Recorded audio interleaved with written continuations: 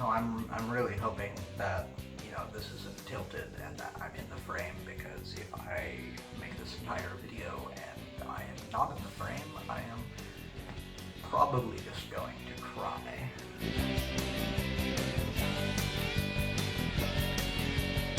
No! God, please, no! No!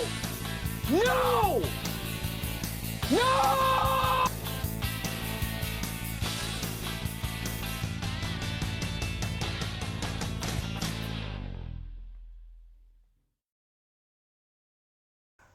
Harry Potter and the Goblet of Fire by J.K. Just Kill Me Already Rowling is a horrifying nightmare, which is probably a good place to segue into what this video is actually about. It is largely a bad faith criticism of a wildly successful children's book, but it is also, it's just that. Why am I making this video? I do not know.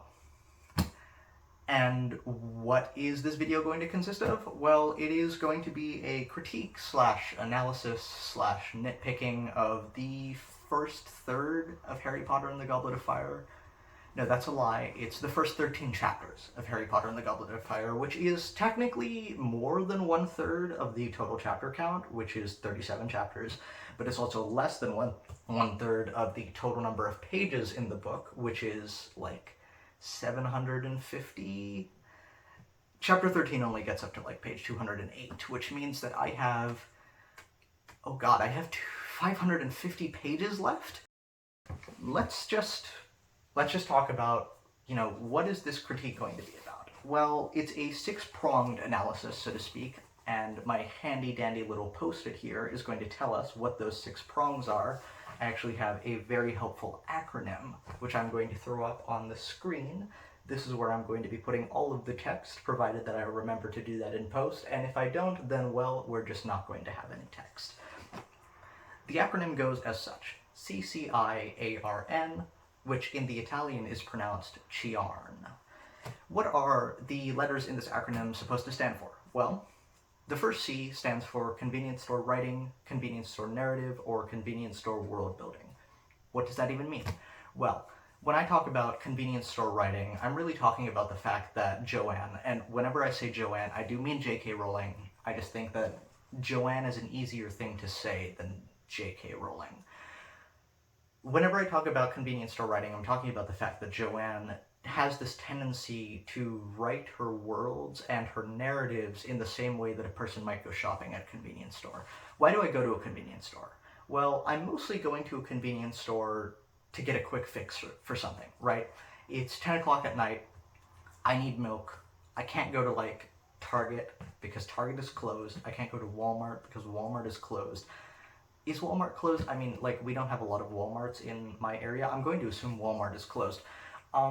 So what you end up doing is you go to a 7-Eleven, you grab a gallon of milk, you pay the cashier, you walk out. You've just gotten a quick fix for the fact that you needed milk at 10 p.m. for some undisclosed reason. Whenever I go to a 7-Eleven, I'm trying to find a quick solution for something, right? I need a Twinkie, I go to 7-Eleven. I need milk, I go to 7-Eleven. I need an alibi for the petty theft I committed across the street, I go to a 7-Eleven. What I don't do is I don't go to a 7-Eleven for a giant grocery haul the same way that I might go to a Target or to a Walmart, right? But the way that Joanne has this tendency in the way that she writes her narratives is Joanne really likes to either create or just grab the most convenient piece of world building or the most convenient narrative device that she can find or think of and just shove it into her narrative whenever she writes herself into a corner that she can't write her way out of with any actual effort. And I know that that's a harsh thing to say, right? Like, Joanne has written children's books. The Harry Potter series, they are children's books. And it isn't really that fair to be so discerning about whether or not their narratives are like completely up to snuff, but at the same time, you could just try a little bit harder, right? And I know that that doesn't make a lot of sense now, but once I start to get into examples of CSW, which is the acronym for the part of the acronym, if you can believe it, I think that you'll really start to get what I'm talking about. The second C is Cedric Diggory. And yeah, I mean, Cedric Diggory. What is there to say about him? The purpose of Cedric Diggory in Harry Potter and the Goblet of Fire is to die. It's really as simple as that. His character progression ends in his death. His character arc, if you can even call it that, it's like barely a character arc, ends in his death, right? Cedric is introduced. Cedric is a nice guy. Cedric continues to be a nice guy. Cedric dies. The only character progression here is that the trait of him being alive becomes him being dead. And I feel like Joanne has a significantly more tangible emotional connection to Cedric's death than any reader or watcher of Harry Potter has ever experienced. And I think that a lot of that comes down to the way that Joanne writes her narrative, and the way that she writes the characters that surround the circumstance of Cedric's death. By which I mean the people through which we experience Cedric's death, because as observers of the narrative, right, the only way for us to truly envision the emotional damage, as it were, that is caused by Cedric's death is to observe characters who have an actual emotional stake in his existence. And, you know, a good writer would have allowed readers to have that emotional stake too, but I feel like that's a little bit too much to demand from Joanne. So Cedric kind of fails in his only purpose, and I feel like his death is just cheapened by a lot of the book, but, you know, we'll get into it as we go into it, as it were. The I. The I stands for improperly executed twist. Yeah, I'm really, like, pushing the adverbs to stick to the acronym here. The twist in Harry Potter and the Goblet of Fire is Harry Potter and the Goblet of Fire. It's basically the reason that the book exists, and I know that that's, like, I can't attest to that, but you can feel it in the way that the book is written when you start to view the entire novel through the lens of having the meta-knowledge that the twist exists. It's like every scene exists in service of setting up some minor detail that will eventually be used in, like, the big revelation scene where Barty Crouch Jr. just confesses to his crimes. Which, like, by the way, what a weird chapter to just have the villain, like, monologue his entire plan to you. Like, I get that it's a good payoff from a narrative perspective because you get this chance to relive all of these details with a recontextualization that enriches the story or whatever, but the execution is just so weird. But anyway, that's not even the problem.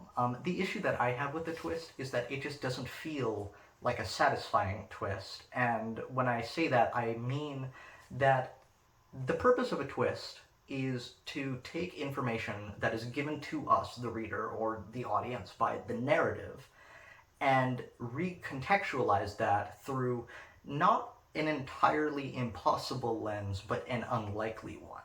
And the issue is that the Barty Crouch Jr. twist recontextualizes Harry Potter and the Goblet of Fire through an impossible lens.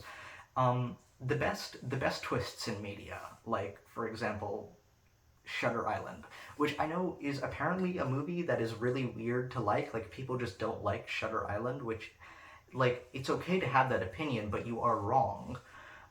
The way that the Shutter Island twist works is that about an hour through the movie, you're gonna kind of feel it. Like, you're gonna know, like, hey, the main character is probably insane, but you're also going to put that out of your mind and be like, no, that's crazy, right? Like, there's no way that the narrative would go in that direction. And then it does, and it's kind of just fun and weird. And I understand that that's not necessarily what a lot of people would consider to be a good twist. You know, like, oh, I predicted the twist, so it must be bad. Like, what is it about predictability that people find so distasteful, right? Like, when people are like, oh, I predicted all the dialogue in this movie, therefore the dialogue in this movie must be bad. Like, that's not necessarily the case, right? Unpredictable dialogue isn't necessarily good. Like, if John walks into a room and says to Peter, the weather's great today, eh, Peter? And Peter's like, blue dogs lie twice, John. That's not predictable dialogue, but that doesn't make it good. That dialogue was garbage. The real thing that a narrative needs to do is both respect the reader's time and capacity for information synthesis and utilize that synthesis as part of the driving force of making the narrative compelling. Like, you have to account for the reader in order to make stories interesting, because if you kind of forget that the reader is observing the narrative, then, you know, things just play out in the way that they're supposed to play out, and that's not always interesting to read about, right? Even slice of life stories they're not just about people doing the dishes all day. Like, there has to be some kind of narrative tension between what the reader expects and what the reader gets. And I feel, personally, that the best place to be is somewhere in the middle, giving the reader a little taste of what they were expecting, but also giving them something brand new and a little bit weird, right? That, I think, executes a pretty solid twist. And Harry Potter and the Goblet of Fire just fails in that regard. Not utterly. Like, it's not a bad twist. Like, when I read this book, I was like 7, and I wasn't capable of, like, knowing things. So when I found out that Barty Crouch was secretly Mad-Eye Moody, I was like, whoa, my mind was blown. But now that I read it with a brain that can actually process information, and I just feel like, why didn't you tell us that there was a guy named Barty Crouch Jr.? Like, if you had just told us that, it would have significantly enriched the twist. And, you know, I'll get into that later. It's a whole thing. I is probably the most complicated part of this whole set of videos. Did I mention that this is a set of videos? There's going to be a part 2 and a part 3. I don't know when they'll be done, or if they'll be done. I don't want to do this. But I'll get to them eventually, and when we do, Barty Crouch Jr. will be taken to task. Oh, by the way, these videos are almost entirely unscripted. The only information that I have to guide this video is basically just these post-its. And fun fact, the reason I stopped right after chapter 13 was because I ran out of post-its. So yeah, I'll go get some more, and then I'll continue to waste my life away. The A in Chiarn stands for antagonist, which I know sort of overlaps with the I and the whole Barty Crouch Jr. twist, and it does, but, you know, I have to stick to the acronym. So, what is it about Barty Crouch Jr. that makes him such a weird antagonist? Not a bad antagonist, just a weird one. Well, I feel like a lot of it is the fact that he's written around the idea of a red herring, which is actually something that Joanne has done before. Like, in Harry Potter and the Philosopher's Stone, we have the red herring of Snape being like, ooh, this guy is definitely the villain, and then later we find out, ooh, no, it's actually Quirrell being possessed by Voldemort. And what this means is that we have so much verbiage showing us, hey, Snape has got to be the villain, please believe me, Snape is the villain of this book, that when we finally find out that Quirrell is the villain, we also realize that Quirrell isn't really a character. Like, can you name any character traits for Professor Quirrell? Like, the only one I can think of is the man stutters. That's not really a character. And, you know, like, that's fine. Harry Potter and the Philosopher's Stone was Joanne's first attempt at a children's book, like, for 6-year-olds. Like, it's not supposed to be a very complicated narrative, but at the same time, you can at least put in the effort to try and get some real stakes out of your villain. Like, give us something to be attached to, right? And beyond that, I mean, I understand that you can argue that, like, oh no, Quirrell was just performing. The real Quirrell was the one who was revealed in the second to last chapter of Harry Potter and the Philosopher's Stone, so it makes sense that his persona is two-dimensional. That's fine. That still means that we just have a two-dimensional villain, because the real Quirrell isn't really around long enough for us to connect with him, or understand him, or even try to hate him. Like, we're just like, cool, Quirrell is actually the bad guy. Oh, now Quirrell is dead. The end. You know, it's just it's a mistake that Joanne makes a lot. And it's starting to get a little weird how often she does it. But that's okay. We'll get into it as we go into it, which I've said twice now. I don't know why. The R in Chiarn stands for Rita Skeeter and Ronald Weasley. Why did I name this after 2 characters? Well, it's because both of them suck. Okay, no, Rita Skeeter is, like, fine. She's a fine character. Ron sucks as a character, and I'll get into that a lot more later. That's going to show up a little bit more in the second and third parts of the book, along with Rita Skeeter, technically, because she doesn't even show up until, I want to say, like, chapter 15, but honestly, it could have been way later than that too. Man. The thing about Rita Skeeter is that she really exemplifies the way that Joanne chooses to write a lot of her characters, especially the female ones, where physical traits become a pretty decent way of understanding a character's moral tendency. It's like the way that Joanne writes her novels compels us to conflate physical appearance and the hero-ness or villain-ness of a character, right? And in particular, I actually was clued into this by the Slytherin girls in Harry, Ron, and Hermione's year, which are Millicent Bulstrode and Pansy Parkinson. Millicent Bulstrode only shows up in like the second book, and she's not that important, but her only character interaction with any of the main trio it's with Hermione. She puts Hermione in a headlock during Dueling Club, which is, you know, like that's just coded as inherently brutish or like violent behavior. And it's just a little weird. Also, Hermione refers to Millicent Bulstrode as being no pixie when she talks about how they're going to use Polyjuice Potion and Hermione's going to turn into Millicent Bulstrode, right? So we inherently are receiving this kind of codified message that Slytherin women are inherently mannish or masculine, and it's just a little bit weird, right? And then Pansy Parkinson, who for some reason, whenever she's mentioned in any of the books, except for some reason in book 6, like on the train, whenever she shows up, we get the descriptor pug-faced. Like, we get it, Joanne. You find the girl ugly. Like, you can just drop it. It's just so weird. It's so strange. And there's a lot of examples in this book. Like, obviously, the reason that I named the section after Rita Skeeter is because Rita Skeeter syndrome just sort of became my general descriptor for the phenomenon.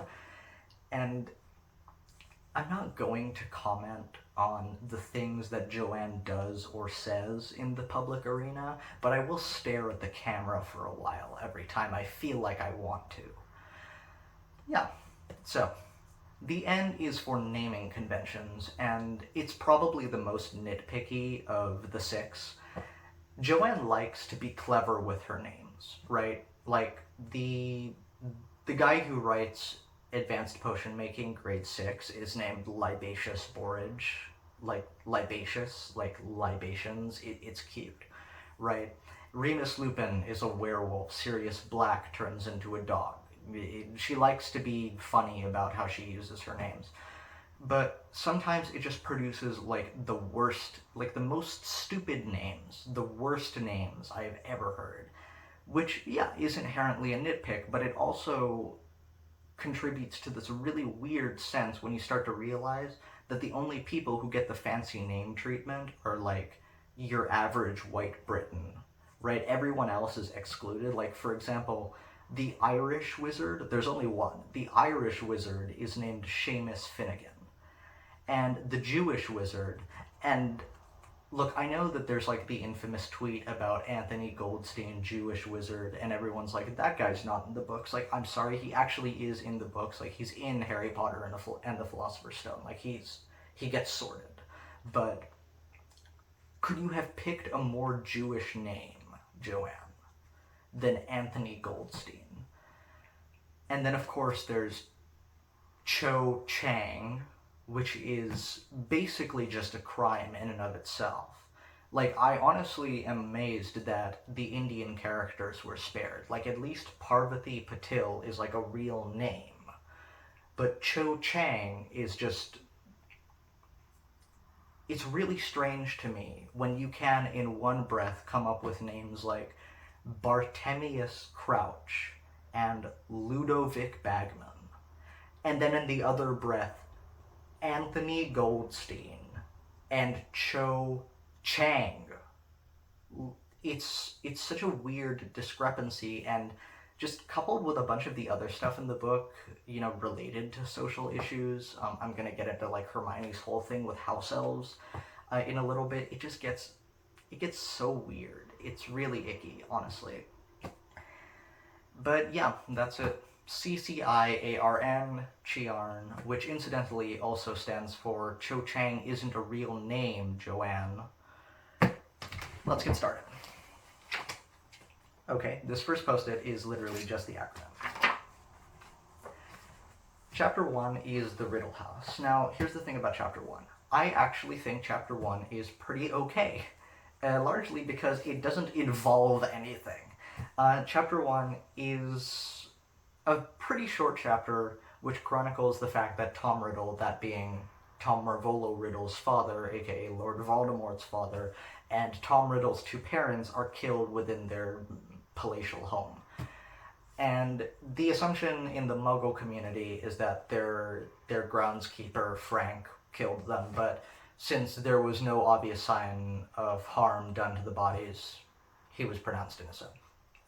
And that detail actually really mucks with me. The fact that the bodies were said to have been completely unharmed. Because we know from the first book that Harry has a curse scar. And this curse scar is derived from the fact that he was hit with the killing curse. That's fine.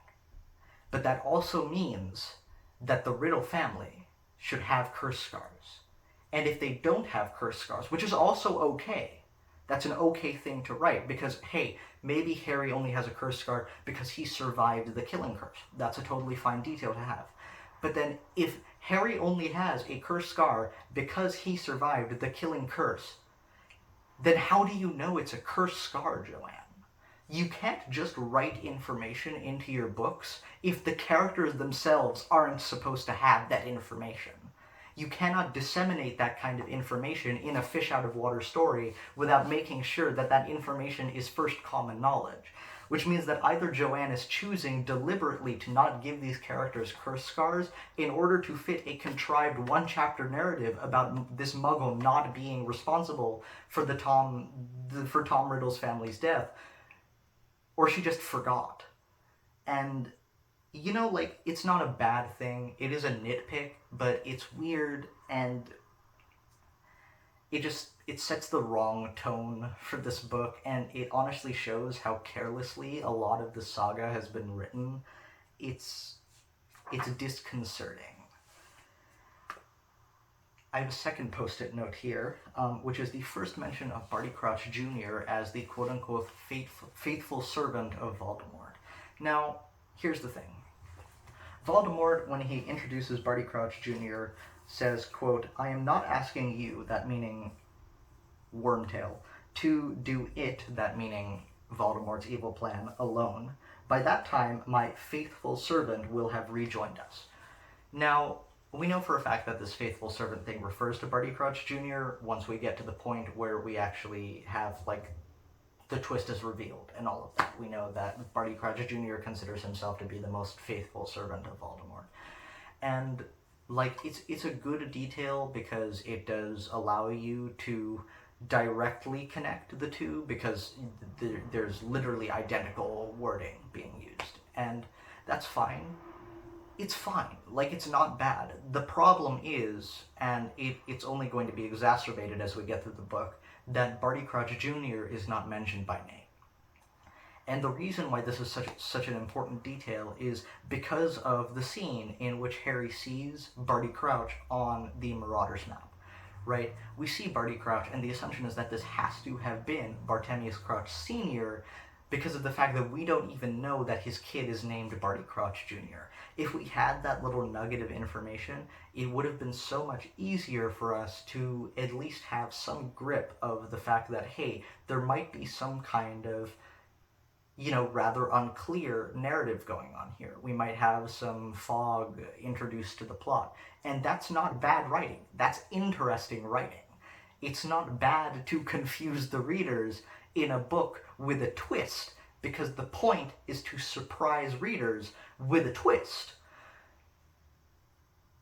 You know, like, Joanne, come on, right? And it's okay. This is okay. I will say, the introduction of Barty Crouch as the faithful servant in this monologue is okay. I will allow this a pass. Our third post-it tells us that Barty Crouch Jr., again, not named, the faithful servant of Voldemort, is at Hogwarts. This is actually, and I'm not going to say this a lot, but there are some good parts of this book, and this is one of them, telling us that Barty Crouch Jr. is at Hogwarts allows us to conflate the notion of a Death Eater being present at Hogwarts with both the established red herring, that being Snape, and the new red herring that's introduced later in the book, that being Igor Karkaroff, which adds wrinkles to the narrative. Like, that's an interesting thing for the reader to have to struggle with, is the fact that, hey, maybe Snape really is a Death Eater, and everything up until this point has been, like, an elaborate ruse. Or, hey, there's this new guy who comes from a school that's famous for teaching its kids dark arts. This guy is probably a Death Eater. And honestly, it's even enriched further by the fact that both of these characters actually just are Death Eaters. Like, that's an interesting narrative choice. But it's just so wasted by the way that Joanne chooses to write her villains around these red herrings, to the point where the villains themselves don't get any characterization until the moment they're foiled. You know? But it's fine. This is a good part of the book. I will be perfectly honest with you there. And yeah, the Riddle House is basically over. We basically just get a monologue of Voldemort saying, hey, I have a servant, he's at Hogwarts, he's my faithful servant, he's so faithful. And then we get this moment where the Muggle Frank is found out. The Muggle Frank is listening to Voldemort and Wormtail monologuing, which is sort of like the reason that we get to hear it too. We see it from the perspective of Frank. And we get this moment in which Voldemort orders Nagini to kill Frank, which is fine, you know, because Voldemort is like a mindless murder machine. That's okay. But what really stands out to me is the way that the snake is described as it kills Frank. Quote, the snake lifted its ugly triangular head and hissed slightly as the legs of the chair snagged on its rug. The chair isn't relevant. But the fact that the only descriptor we get for the snake is ugly, right, is really telling, especially given that in this scene, Voldemort is basically like a corpse baby, and Wormtail has always been described as a little bit ugly, right? Like, in the third book, we get a lot of descriptors of him being like a fat man who has recently lost a lot of weight. He has beady eyes and like a sort of whiskerish vibe to his like upper lip and stuff. None of these characters are being coded as even like neutral in terms of appearance, right? So we immediately have this information about how characters that are bad are not going to look good. And it's going to come up a little bit later. We'll talk about it as it goes along. Chapter 2, The Scar. The Scar is interesting mostly because it really brings into focus the fact that Joanne basically just wrote, like, plot armor into her book as, like, a canon part of the world. That being Harry's Scar. I mean, the fact that Harry can, like, see Voldemort's plan, like, just at the most convenient times. Harry is given the power of being able to see where the plot is happening, which is, that's like a writing sin. It's a writing sin, and I'm sending you to hell, Joanne. I'm talking to Joanne like she's actually watching, which, as an aside, Joanne, if you are watching this video, please do not hurt me. But the fact that we have this plot device of Harry's Scar is infuriating. We get this line here. Harry tried to recall what he had been dreaming about before he had awoken. It had seemed so real. There had been 2 people he knew, and one he didn't. He concentrated hard, frowning, trying to remember. So basically what this tells us is that Harry has seen the events of Chapter 1, the Riddle House. But the issue is that in his knowing that Voldemort is coming after him, we lose a little bit of that dramatic irony. That dramatic irony being that, you know, the reader would have known that Voldemort was after Harry, that Voldemort was back with Wormtail, and that Wormtail was working to bring Voldemort to his ascendancy. And Harry doesn't know that, but suddenly Harry does know that because he can just dream about the plot. And, like, it's not bad. It's not inherently bad. There's nothing inherently bad about a character getting to know the plot. It's just that Joanne makes all of these, like, exceptionally safe narrative choices in an attempt to make writing these books as easy as possible for herself. And I know that that's not inherently wrong, right? There's nothing wrong with wanting an easier book to write, but the fact that she chooses such unchallenging narrative, like, anythings for her book, it starts to become really apparent when Beauxbaton and Durmstrang show up. And Yeah. This one just says venomous, typo or British spelling. Investigate. This venomous is spelled with two E's. There's an E instead of the O, the first O. I'm assuming that that's just British spelling. I never did investigate.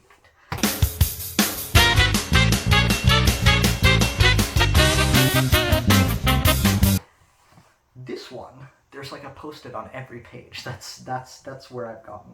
Yeah, the book even acknowledges that Harry basically has a plot alarm on his head, which severely diminishes the ability of the villain to act as a force of danger, minus having his cavalcade of Death Eaters around.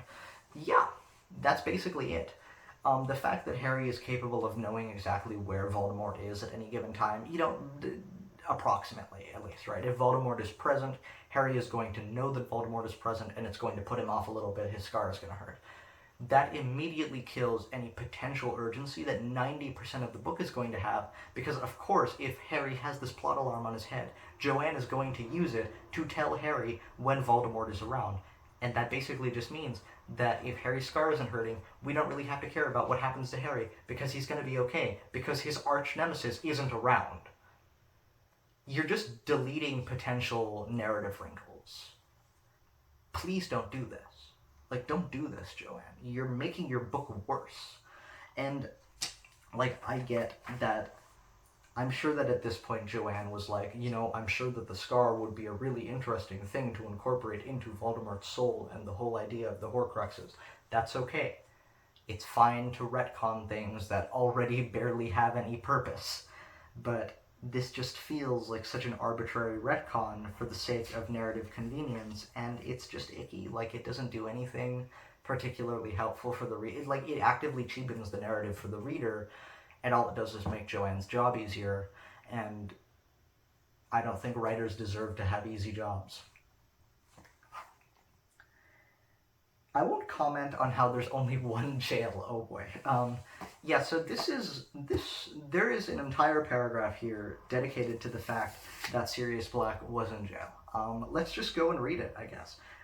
Quote, there was a simple reason for Sirius's complete absence from Harry's life until then. Sirius had been in Azkaban, the terrifying wizard jail, guarded by creatures called Dementors, sightless, soulless, soul-sucking fiends, okay, that's definitely a word choice, who had come to search for Sirius at Hogwarts when he had escaped. Yet Sirius had been innocent. The murders for which he had been convicted had been committed by Wormtail, Voldemort's supporter, whom nearly everybody now believed dead. Harry, Ron, and Hermione knew otherwise, however. They had come face to face with Wormtail only the previous year, though only Professor Dumbledore believed their story. That is one paragraph and basically just one sentence. It's okay to have exposition in your story, but you could try a little harder, Joanne. Anyway, that's not the issue. My issue is that, yeah, there's only one wizard jail. And, like, that's okay because, Britain already doesn't have a lot of people in it, so I'm assuming that the population of wizards in Britain is, like, it's just non-existent. Like, there have to be, like, maybe 20 wizards in the entire country. But the issue with having a single jail, and with that jail literally being depression prison, is that it creates a really strange political framework for the world that you're trying to build, because suddenly every jailable offense, regardless of its severity, sends you to super jail. And, like, that's okay. But the issue is that suddenly every sentence has to be differentiated not by the severity of the punishment, but by its duration, right? Like, Hagrid goes to jail for 6 months or something during book 2 because they think that he reopened the Chamber of Secrets. Couldn't they have just, like, if this was a normal world constructed by someone with a brain, there would have just been holding cells that you could put people in for when you think they might be a problem, but they aren't actively problems. Because putting people like Sirius Black, who presumably murdered literally 15 people with a single curse, and people like Hagrid, who are functionally innocent, in the same jail, is really weird. And, okay, I'm not going to get like too political about these books, but I am going to say that the Harry Potter saga is most definitely neoliberal propaganda, and a lot of people have already gotten into that, so I'm not going to go too far into it, but it will show up on occasion.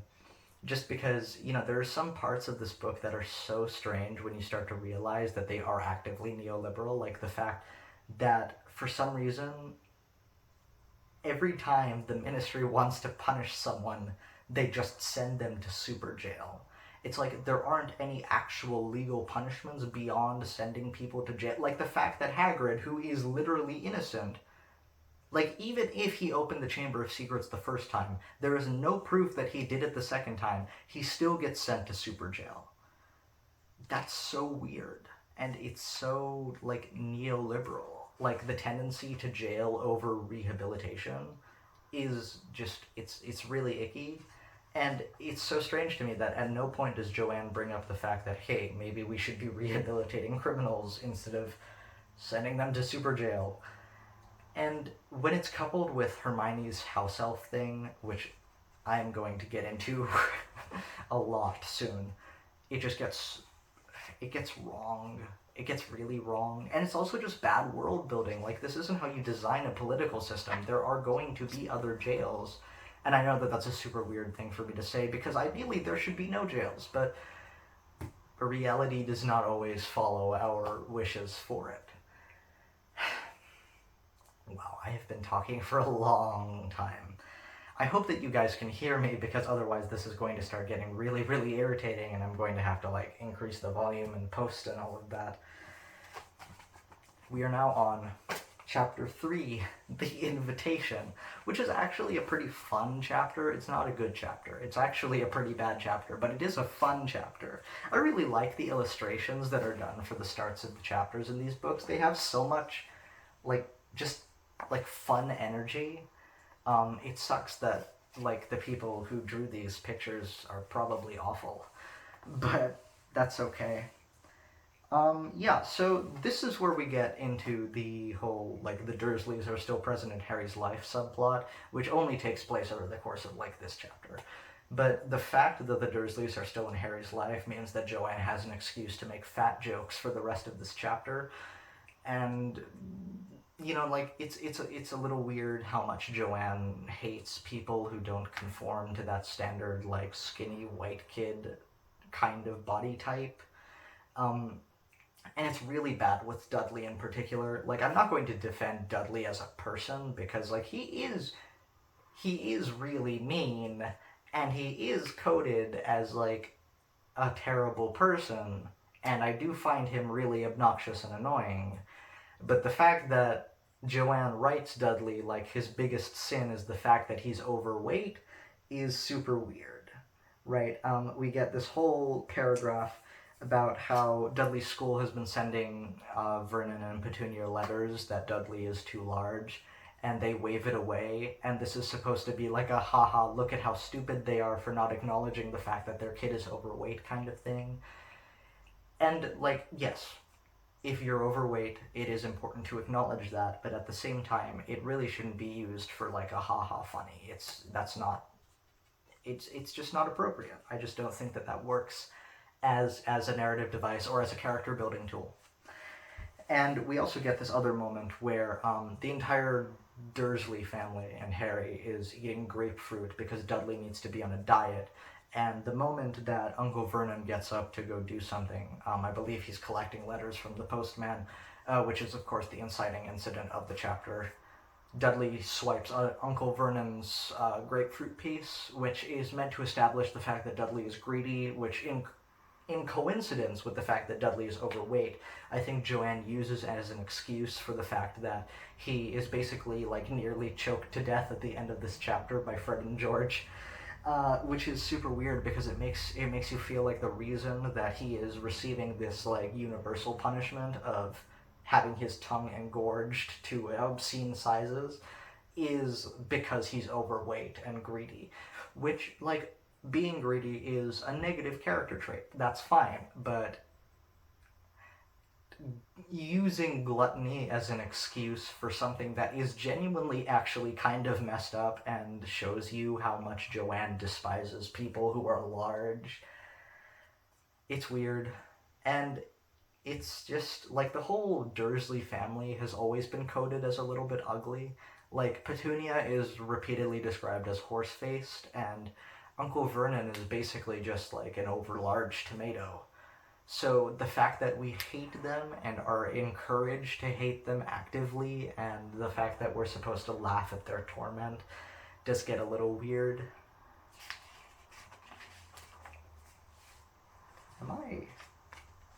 I am not going insane. Yeah. We also get a letter during this chapter from Sirius Black. No, I'm so silly.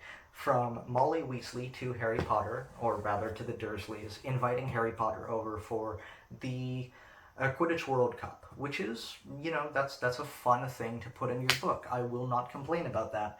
What we really need to focus on here is the fact that Molly's letter tells us explicitly that tickets for the Quidditch World Cup are, quote, extremely hard to come by.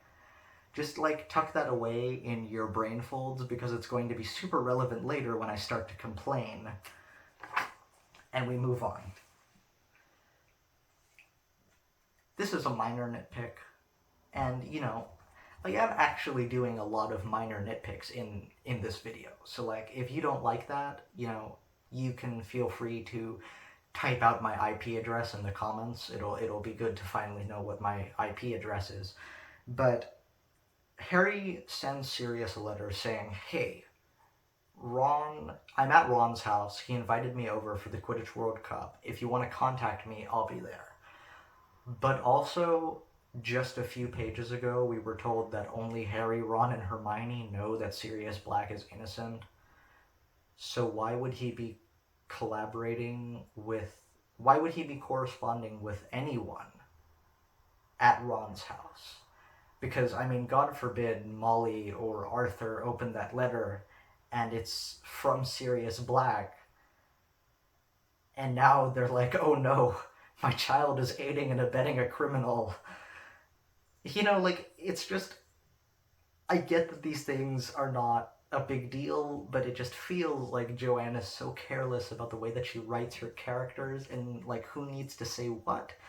And it's characters aren't just talking heads. You don't just get to have them say whatever you need for the plot to keep going. You have to actually take into account the fact that certain characters are going to say certain things, and certain characters are going to be privy to certain information that makes certain things that they say completely irrelevant, like the fact that Harry is telling Sirius to correspond with him at Ron's house. This isn't important, but it's really annoying. And, yeah, man, Joanne, why? Why Joanne?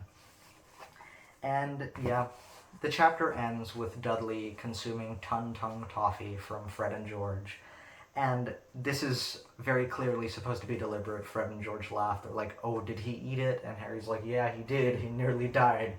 And Fred and George are like, ooh, attempted murder, ha. Which, I like Fred and George as characters. They're actually, my favorite characters in the books. They're genuinely really funny, because for some reason Joanne actually has a really good sense of humor in these books. But at the same time, Fred and George doing this is really messed up. You could have hurt Dudley really badly just because he's greedy and overweight. And, it's a little bit weird. What if Arthur had just left? What if Dudley had saved it for later? The boy would have just died. But yeah, minor nitpicks. A lot of this is just me coming after Joanne for literally anything. Another post-it, which says, Arthur's love of Muggle stuff is actually really cute. This is true. I actually really like this character trait for Arthur. I think that it's really fun for him to be super obsessed with Muggle stuff, just because it gives his character something to say beyond, wow, my son is best friends with Harry Potter, and I love Harry Potter like the son I never had. What's a real issue for me is the fact that Arthur Weasley has to correct Dudley's tongue, because doesn't that, super violate the International Statute of Secrecy?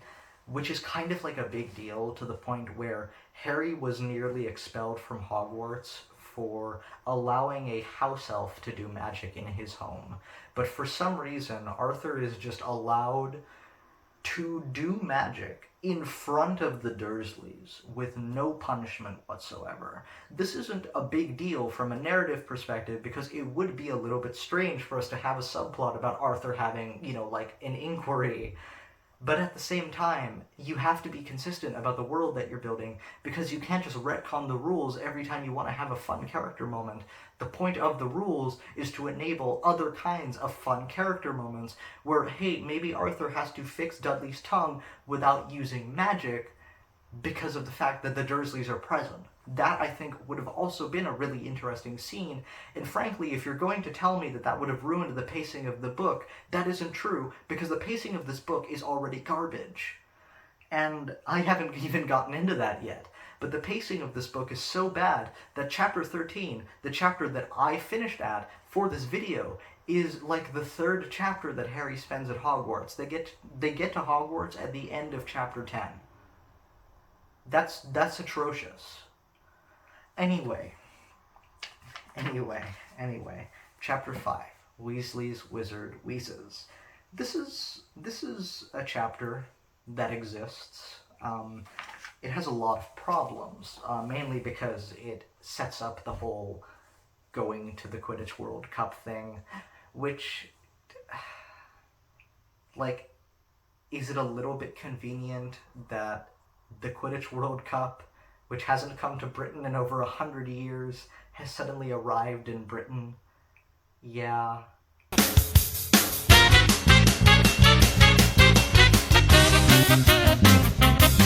Is it a little bit convenient that every relevant character is at the Quidditch World Cup because Joanne couldn't be bothered to account for the fact that characters might need to be given information outside of the main information dissemination time?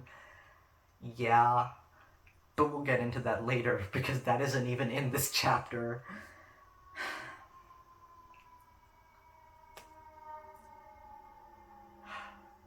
There's more Rita Skeeter syndrome.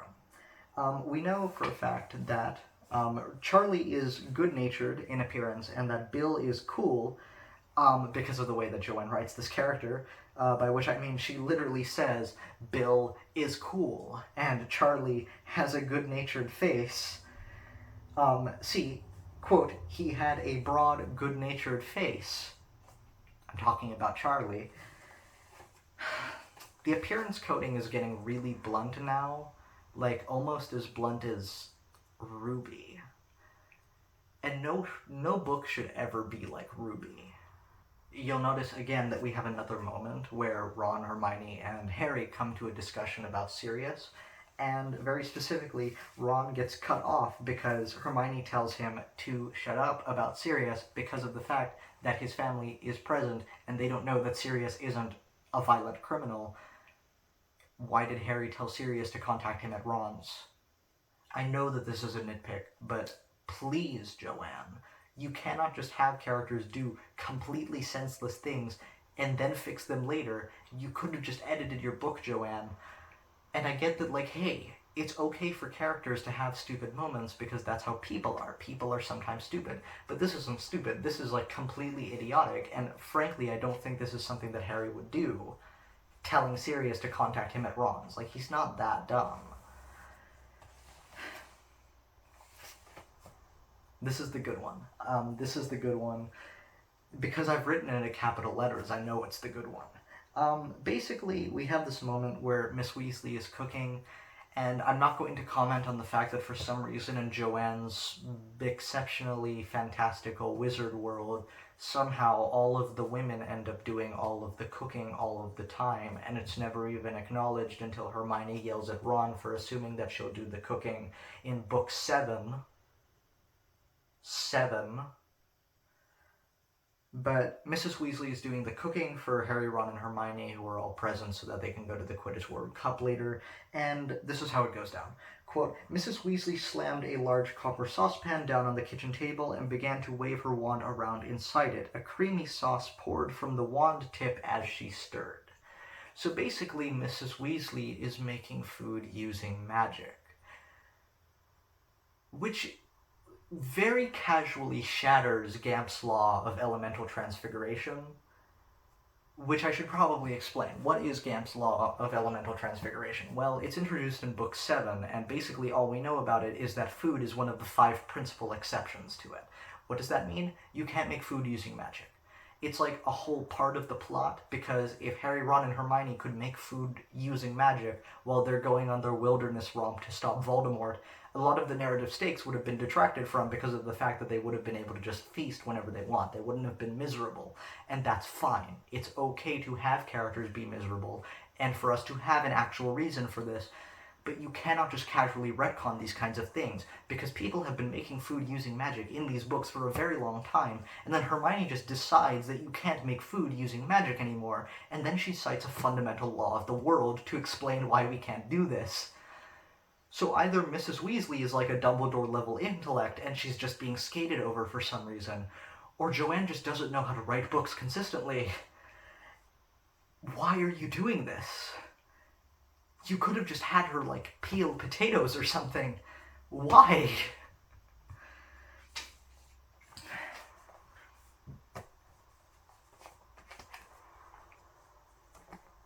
Ludo Bagman is a dumb name. I've already gone over this. Ludo Bagman is a dumb name. And look, I get that Ludo Bagman is supposed to be the head of magical games and sports. So yeah, the fact that he's named Ludo is funny. Okay, like, I get it. I get the wordplay that's present here.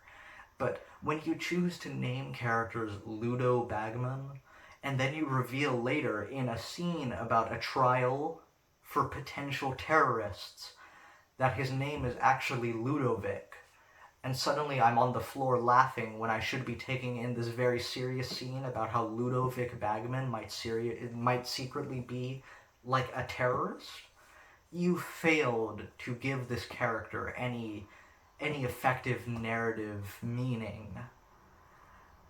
And also, it's just stupid. And what I also noticed when writing that Ludovic Bagman is a stupid name, I also noticed that the fact that he's the head of magical games and sports is also really stupid, because why is the department named Magical Games and Sports? Fun fact, magical is an adjective, and the purpose of adjectives in the English language, at the very least, is to inform us about an entity that deviates from the norm. When I talk about the brown cow, I'm telling you that the cow is brown because the archetype for cow that you would envision in your mind is a black and white cow. So when you think about a brown cow, you're thinking about something that actively deviates from the archetype. When I talk about magical games and sports, which incidentally is all games and sports within the world that Joanne has constructed, I am creating a lexical redundancy. And it's just dumb. Like, there are some departments within the ministry that have actually functional names, like the improper use of magic office, which has to use the word magic because you very specifically are using it improperly. That's a fun and unique department for a governmental agency within the Harry Potter universe to have. But the Department of Magical Games and Sports is just dumb. Just call it the Department of Games and Sports, because all of the games and sports are magical. This is just basic world building, Joanne. You... Please. Please.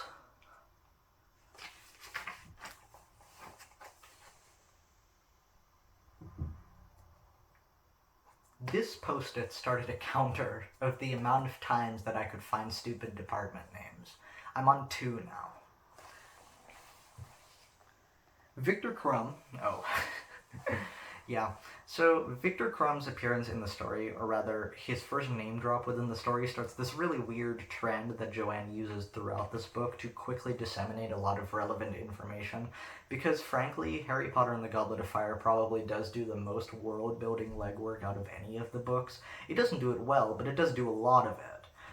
And that starts out with the introduction of Victor Crumb's name.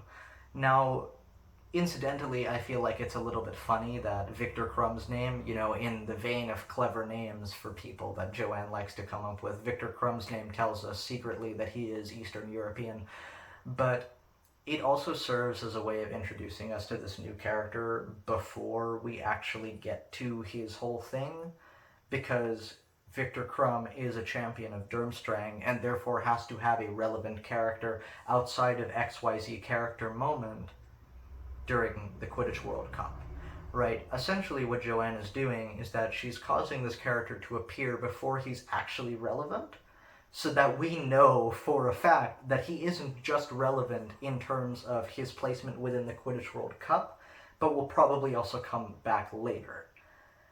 This is a narrative choice. It's not good writing or bad writing, but I feel like it's a weird narrative choice just as a general rule. You don't have to unnaturally shoehorn characters into conversations in order to signal to the reader that they will be important later. You can, in fact, just introduce characters during interesting character moments, which, in my opinion, actually builds a more interesting character, because now you not only have a name, but you also have a fun character moment to associate that character with.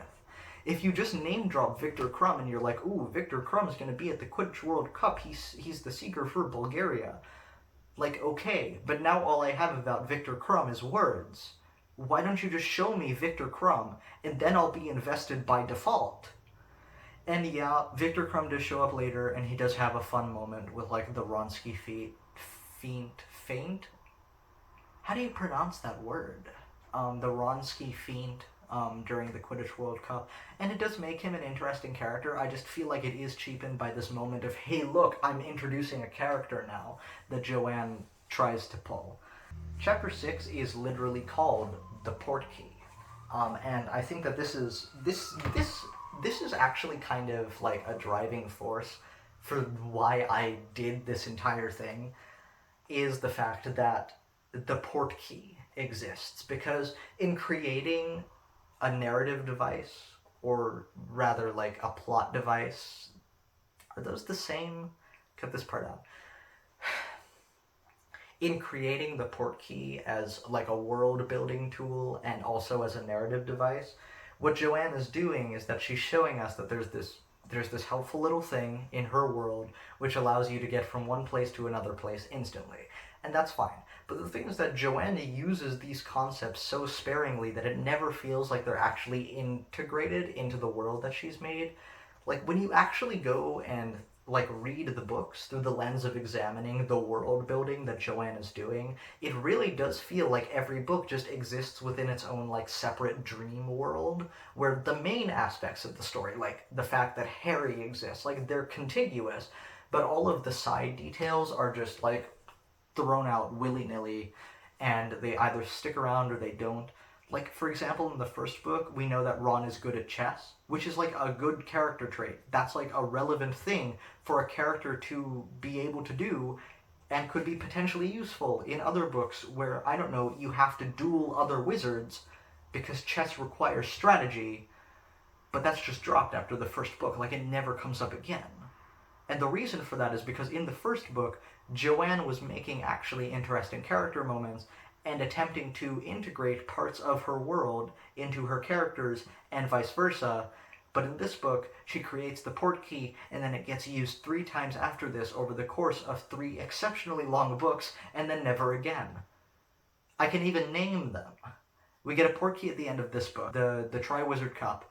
We get a Portkey during Book 5, which is at the end of Book 5, when Cornelius Fudge is like, hey, Dumbledore, you can't make an unauthorized Portkey to get Harry back to Hogwarts after the trauma that he's just suffered.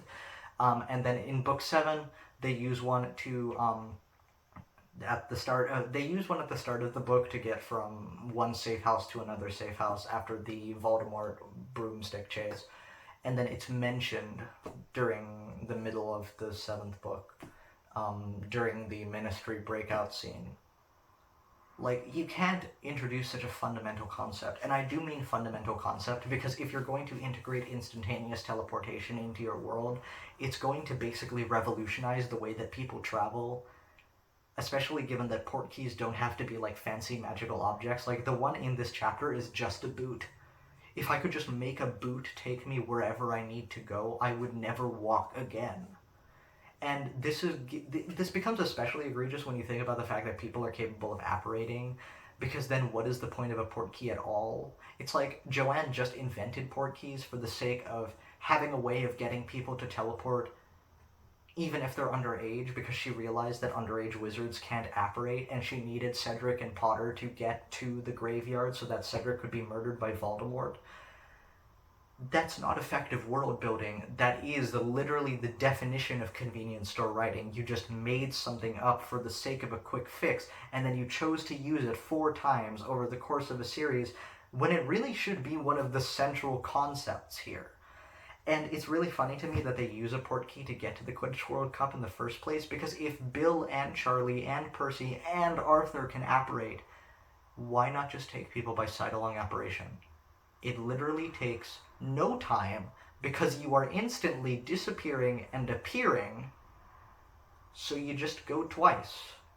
Arthur, Percy, Bill, and Charlie take 1 person each, and then they go back for the last 2. Come on. But I know the reason that she didn't do this. It's because she didn't invent sight-along apparition until book 6. Okay, Joanne. Again, retcons are fine, but make them consistent. Like, the best retcons have the plausible deniability of not actually retconning anything. They just change what was assumed information. I can't really explain how with an example, because there are very few good retcons, and the only one I can think of is in Destiny 2, and I'm not going to talk about Destiny 2, but the best kind of retcon is one which retcons headcanons rather than actual canons, because what it allows the reader to do is understand, hey, the rules have changed, but not in such a significant way that it breaks the world, because I was really just making assumptions about how things really worked. It doesn't cheapen the reader's ability to appreciate the previous books, because nothing was ruined there. But it's like Joanne just insists on ruining her own books for no reason.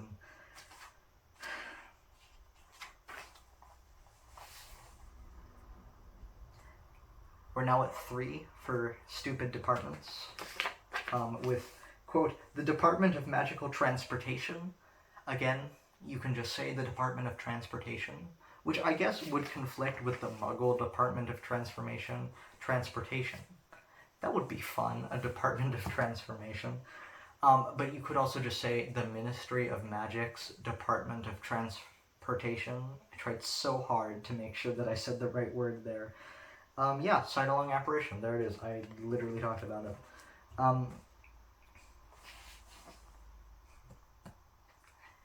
Now, we finally get to the first appearance of Cedric here when Arthur takes all of the kids to the portkey that they're going to take to the Quidditch World Cup.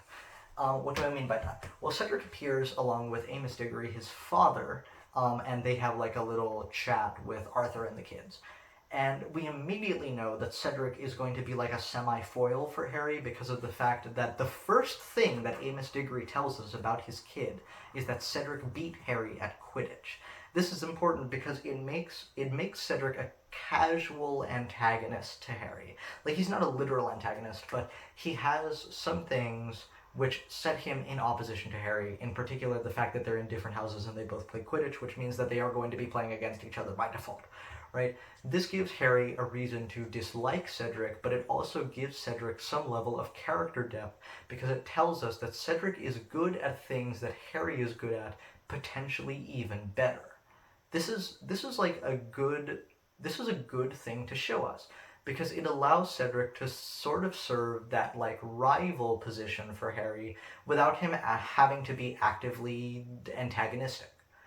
Because Cedric is a good guy, he's not going to pick fights with Harry, but because of the fact that he is just naturally gifted at sort of things, even if that is Quidditch and romance, right? We get this chance to see Cedric as the direct opposite to Harry. It's just a good narrative wrinkle. I think that it's an important part of his character, and if it were executed properly, it would have been a really interesting way to contrast the fact that Harry gets out of the graveyard with Voldemort, but Cedric doesn't make it. I think that that would have been a really fascinating twisting of the fact that Cedric appears to be superior to Harry in a lot of ways.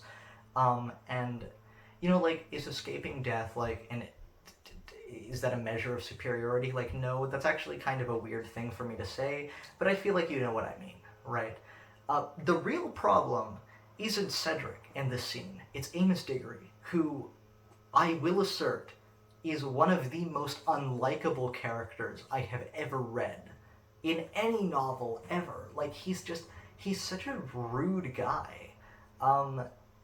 He's constantly going on about how Cedric beat Harry at Quidditch. Like, that's fine. We get it. You can stop talking about it. It's like, the problem with Amos Diggory is that Amos Diggory's only character trait is Cedric Diggory. He lives through his child. And this becomes a problem because of the fact that Amos is basically the person through which we experience the emotional turmoil that is caused by Cedric's death, because he is the one who experiences the most emotions when it comes to the fact that Cedric is gone. So when we hate Amos by default, because all of his interactions with other characters are insufferable, it kind of ruins the idea that we're supposed to care that Cedric died. Instead, we're kind of just like, okay, well, I'm sorry that your kid died, but you were also really rude to me.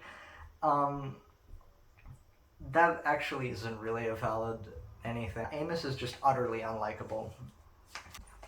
Another serious issue with these books is going to come up throughout the Quidditch World Cup, and it's the fact that Joanne really, really likes to invent names before they need to actually be used. In particular, there's a mention here once the gang gets to the grounds where the Quidditch World Cup is being held, and Amos tells Arthur, quote, "No, the Lovegoods have been there for a week already." The Lovegoods have been there for a week already. So the Lovegoods, that being Xenophilius and Luna Lovegood, are at the Quidditch World Cup. Why? You'll notice that Luna Lovegood isn't actually introduced to, like, the plot as a whole until book 5, and Xenophilius doesn't show up until, like, the wedding in book 7. But what this means is that you have a name drop for these characters in which they are doing something utterly out of character. I cannot imagine that Luna and Xenophilius Lovegood would care about Quidditch at all. Like, I understand that Luna attends Quidditch games, but I'm pretty sure that she just does that because Harry is her friend. And Xenophilius definitely does not care about Quidditch. You cannot tell me that that man cares about Quidditch and also edits the Quibbler. And also, how would he be able to afford tickets to the Quidditch World Cup if he edits the Quibbler? Like, this is just...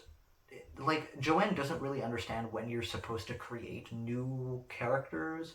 Like, there are times when you can just use a filler name. You can just be like, no, Bob and Joe have been there for 2 weeks already. Who are Bob and Joe? It doesn't matter. They're my friends. They're not yours. Stop asking about them. Right? Amos Diggory can just say names that aren't relevant to the greater plot, but because Joanne goes and backfills her entire plot with names that she has already invented, she is creating characters that are dissonant from the moment of their inception.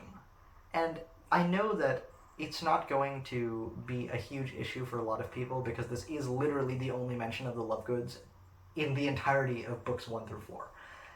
But, you know, it's so careless, and it just shows such an utter disregard for understanding how characters work. I don't know. Maybe the Lovegoods have a falling out with Quidditch after this. Maybe they're like, oh no, the Death Eaters attacked Quidditch. We can't watch Quidditch anymore. Yeah, it's okay. It is really annoying, though. Chapter 7 is Bagman and Crouch, and we finally get to the infamous Bagman and Crouch. I'll first post it here. Everybody is bloody here. Yeah.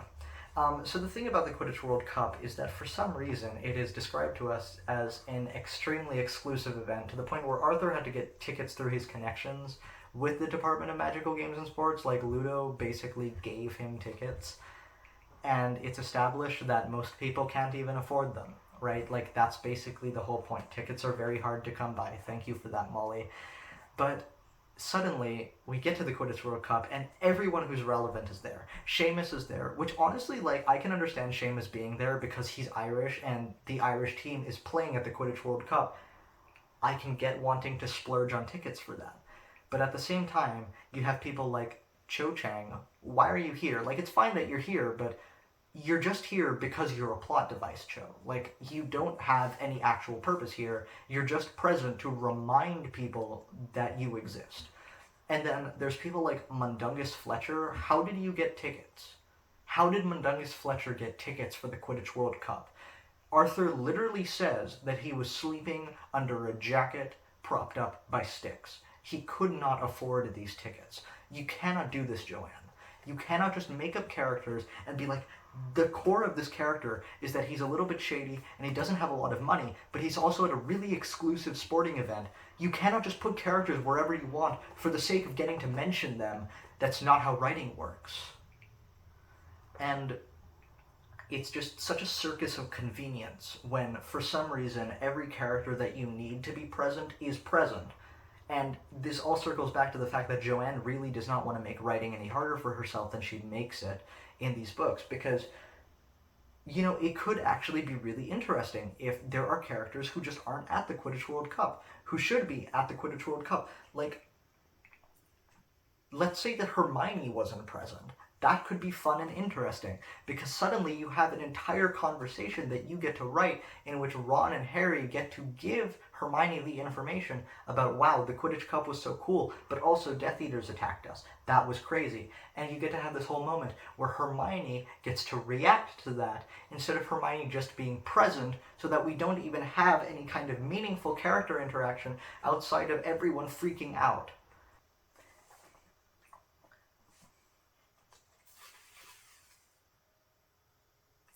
I'm just gonna read this one out loud. Quote, "One of them was a very old wizard who was wearing a long flowery nightgown. The other was clearly a ministry wizard. He was holding out a pair of pinstripe trousers and almost crying with exasperation. Just put them on, Archie, there's a good chap." Yeah, I think it's hilarious when men wear dresses. That's really funny, Joanne. This is actually a really interesting point that I made up for myself when I started reading about Ludo Bagman, who I have always had a serious vendetta against. I just don't like his character. I think it's stupid. But I realized when you get a physical description of Ludo that the book uses Rita Skeeter syndrome to kind of invalidate the red herring that is established in Ludo Bagman when we find out that he could potentially be a Death Eater. So the physical description for the man is that his nose was squashed, but his round blue eyes, short blonde hair, and rosy complexion gave him the look of a very overgrown schoolboy. I kind of misquoted that, but that's okay. The core of it is that Ludo Bagman looks distinctly cherubic, and this is a generally positive, physical description. He's not ugly. He looks like a young child. He's a little bit immature, because he looks like a young child. The coding is just, so insanely blunt with Joanne. He looks like a boy, so he must act like a child. Come on, Joanne, please. Strive for some actual writing depth. But because of the fact that Ludo isn't described as being menacing or evil, it actually kind of makes it weird when we find out that he might be a Death Eater, just because of the fact that, even Harry is no, there's no way he could be a Death Eater, he's such a chill guy. But the real reason that we feel like he couldn't be a Death Eater is that he just doesn't look like one, right? And, it just cheapens the narrative. It makes it harder for us to feel invested in this potential twist because of the fact that Joanne has already showed us that she isn't willing to make characters' physical traits deviate from their potential moral tendencies. It's just lazy writing. Please, strive for something that's a little bit more complicated. Yeah, Mr. Crouch complains about port keys. Quote, "Organizing port keys across 5 continents is no mean feat." And this post-it literally just says, "Apparate, fool." Which, yeah, you could just have people apparate. And if you're going to tell me that people can't apparate long distances, African wizards might have a hard time getting all the way to London or wherever this is taking place, then, apparition does occur instantaneously, and you can just apparate a few miles at a time. So I'm pretty sure that the difference would be negligible, and you wouldn't have to make us deal with the fact that you added the narrative wrinkle of the port key, which I understand that narrative wrinkles can be fun and interesting, but only when they're not world-building redundancies created to address a rule which you don't want to acknowledge anymore.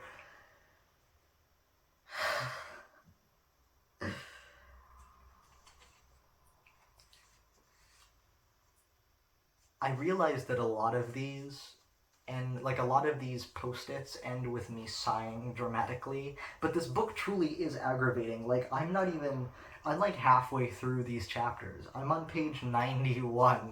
We still have like 120 pages to go.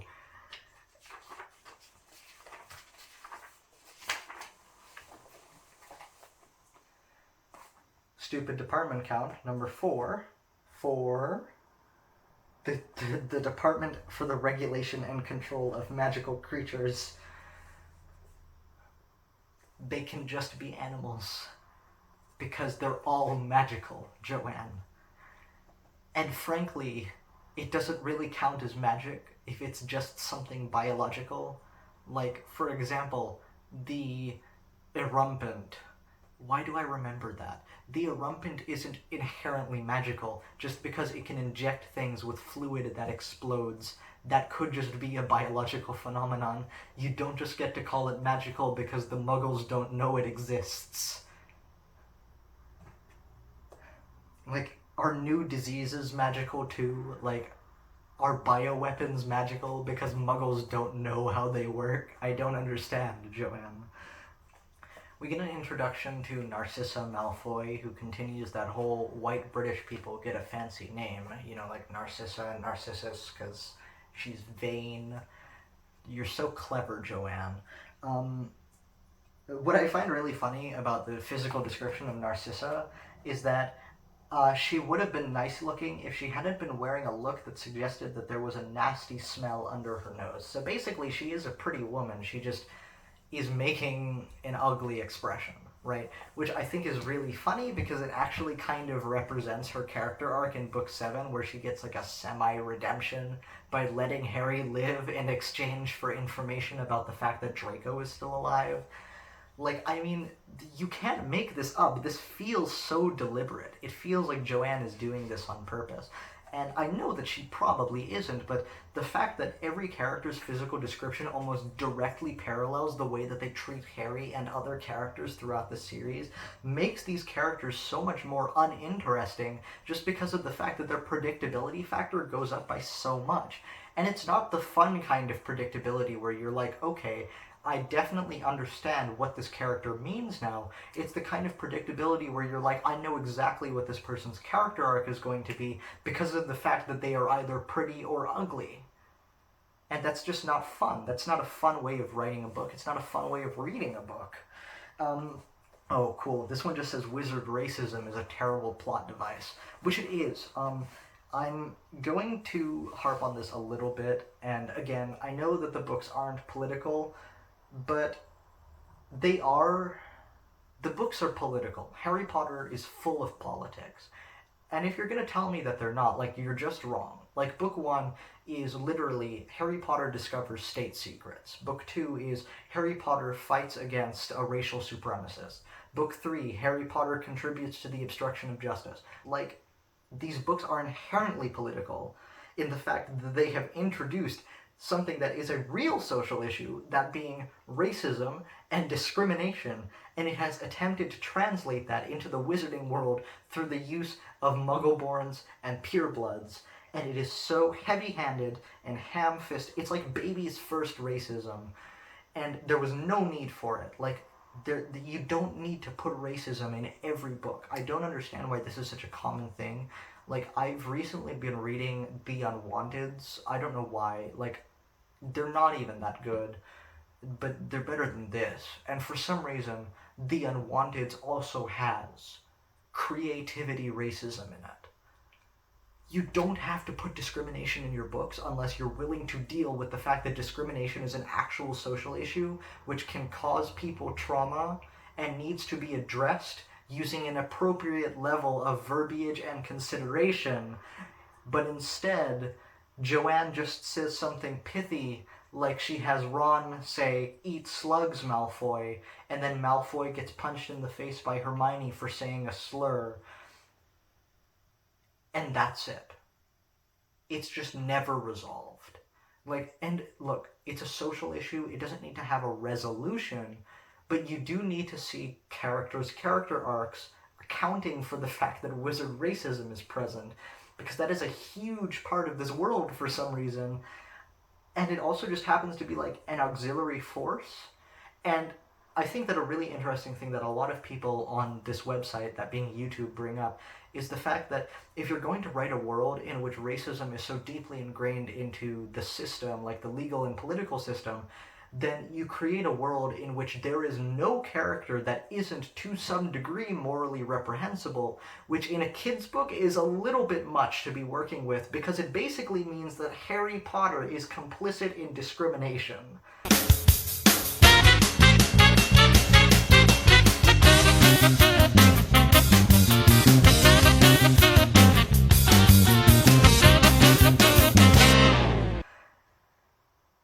Yeah. Wizard racism is a terrible plot point. I also hate the Vila as a concept, and that's literally just what this post-it says. It says, "I hate the Vila as a concept." And yeah, like, it is really weird that the Vila are a thing, because they're basically just, like, hot women. And, first of all, is that, like, are they, like, a magical creature, or are they just, like, a kind of person? And I know that that's not really relevant. It keeps coming to mind, and it's super weird for me that, like, the Vila have special powers, like they can throw fire with their hands, which, like, wandless magic makes me feel like they're probably magical creatures, but they also look just like people. Like, it's not wrong or, like, a bad thing to put in your book, it's just a little bit strange. What I do think is a bad thing to put in your book is the fact that the Vila's only character, like any Vila, the entire point of them existing is to be hot and make men insane. It's just like, why? Why would you put that into your book? You could have easily given the Bulgarians something a little bit more interesting to bring to the Quidditch. Like, the leprechauns that the Irish bring to the World Cup are a fun idea. Like, yes, I would assume that there are leprechauns in the Harry Potter universe, and the fact that they're a little bit mischievous and crazy is fun. But the Bulgarians just have hot women who can throw fire on people? Like, what kind of world building is this? And the thing about how Vila are just, like, hot also kind of gets imposed onto Fleur Delacour, because she's part Vila, and, like, her only character trait is that she's hot. Like, can you tell me anything about Fleur other than the fact that she's hot and she's married to Bill?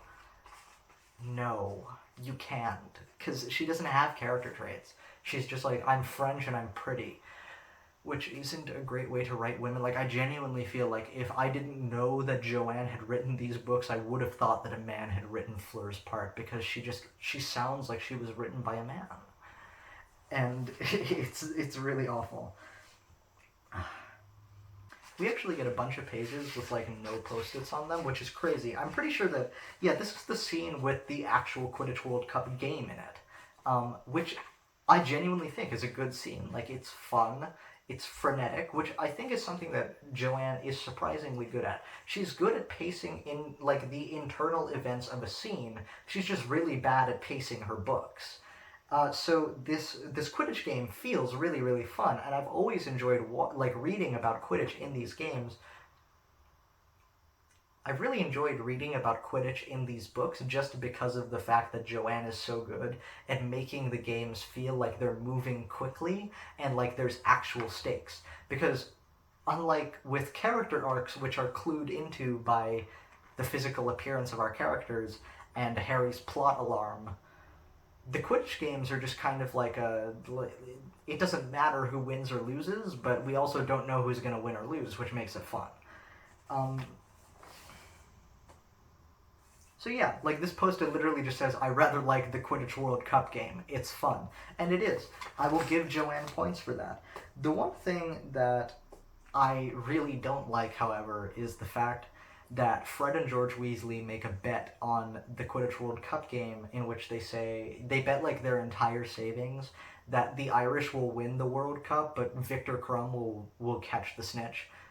Like, nobody in their right mind would make that bet, and the fact that they win it is literally just a plot contrivance. Like, the probability of that occurring is so low that I cannot seriously give Joanne the benefit of the doubt and say, hey, this is an okay thing to put in your book, because that just doesn't happen. Like, there's no reason for that. Victor Crumb could very easily have just blocked the Irish Seeker for long enough for his team to catch up, and then he could have just caught the snitch, because it's very clear that Victor Crumb is a better Seeker than the Irish Seeker. But Joanne chooses to make Victor Crumb behave this way for this additional narrative contrivance, which really doesn't lead to much other than Fred and George being angry at Ludo for giving them fake money. You know, like, you don't have to do these sorts of things. It's important to make character moments, character interactions, like, meaningful. They don't just have to exist for the sake of existing. And I realize that this is something that Joanne does a lot, where she will use established characters in situations for the sake of having them do something.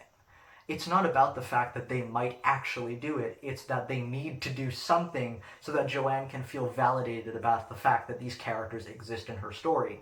So Fred and George very often get into these weird mishaps where they nearly murder a muggle boy and they bet all of their life savings on a near impossibility just because she needs to establish that they are still present in the plot. These aren't things that Fred and George would do. They're not unintelligent people. But, yeah. Chapter 9 is The Dark Mark, which is all about the fact that Death Eaters have just invaded the Quidditch World Cup. I don't know how I feel about this chapter, mostly because, in my opinion, do we really need the Death Eaters to be present? Like, it feels a lot like the Death Eaters just show up at the Quidditch World Cup because Joanne feels like we just need to be reminded about the fact that the Death Eaters exist, because they are finally going to become a narrative force again at the end of this book. Have you noticed how that happens a lot? Victor Crumb shows up because he's going to be a narrative force in the book. We also get a name drop about Beauxbatons in like 30 minutes.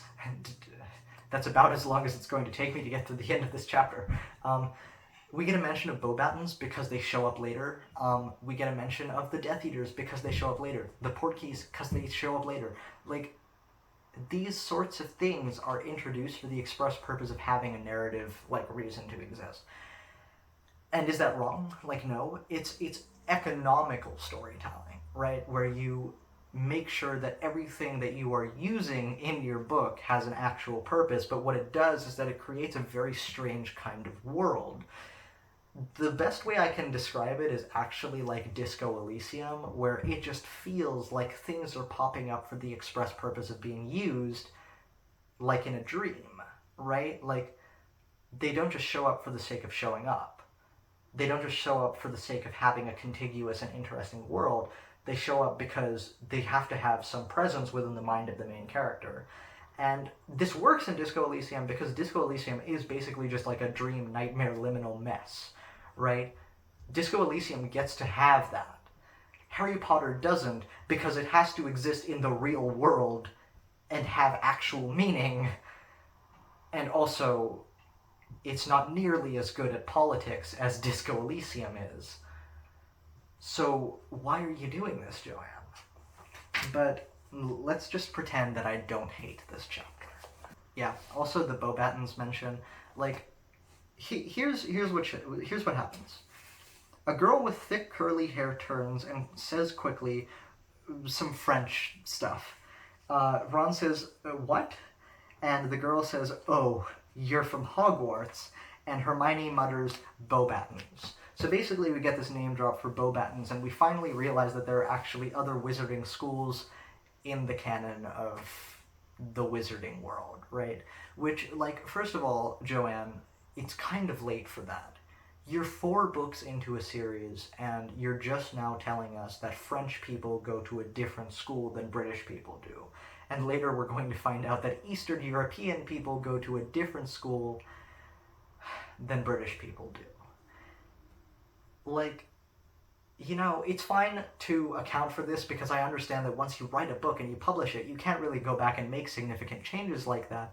But at the same time, it's okay to simply keep your narrative constricted to Britain and not incorporate these, like, contrived narrative points for the purpose of basically retconning your world into looking like something that people aren't going to complain about as much.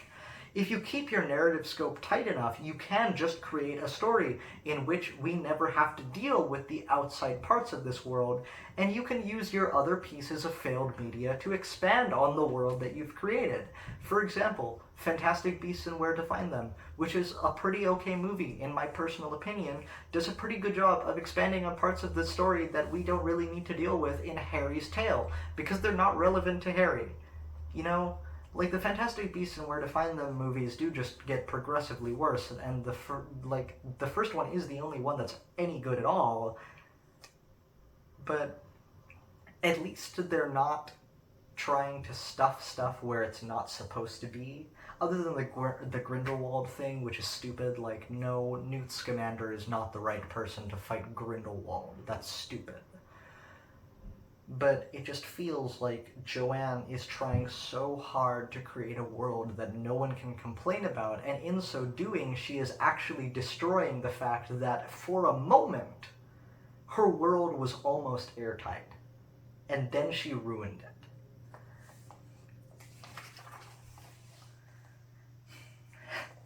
And now we're going to get into elf slavery.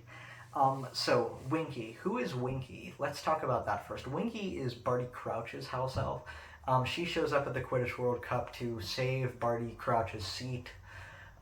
This will become relevant later during the twist, because everything is relevant to the twist for some reason. Just can't write complex narratives, can you, Joanne? But the whole thing about Winky is that she is devoted to Barty Crouch, like obsessively devoted to Barty Crouch. And Hermione finds this to be really messed up, because why are there slaves in the wizarding world, and why are they so deferent to the wizards that own them?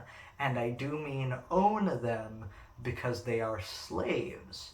And when Hermione finds out that Winky, as a slave, is being mistreated by Barty Crouch, who is insufferable and just really, really mean, her immediate response is to be like, hey, whoa, that's kind of messed up. Why are you enslaving this house elf? Which is good. That's a good thing for Hermione to say, because slavery is wrong. Except that for some reason, whenever Hermione brings up the fact that slavery is wrong, she gets interrupted.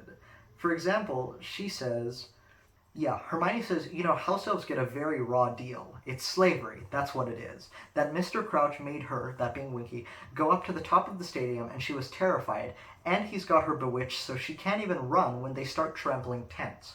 Why doesn't anyone do something about it?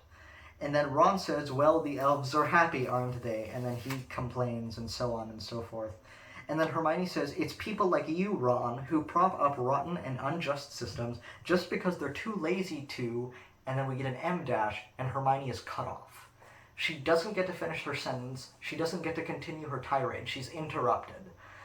And the first time this happens, it's a little bit like, okay, that's a little weird, but at the same time, like, yeah, Hermione was going to go on a whole tangent, and they are kind of under attack by Death Eaters. So it does make sense for Hermione to have been interrupted, if only for the sake of pacing. Right? Because sometimes Joanne does know how to pace her books properly. But the fact is that this is going to come up later, because for some reason Hermione gets interrupted every time she gets going about slavery, and it gets really weird. Because it feels a lot like Joanne is trying to show us that Hermione is some sort of like misguided ideologue for wanting to stop slavery. Which is weird, right? That's a little weird. I hope you agree with me. If you don't, please, please, please reevaluate your opinions.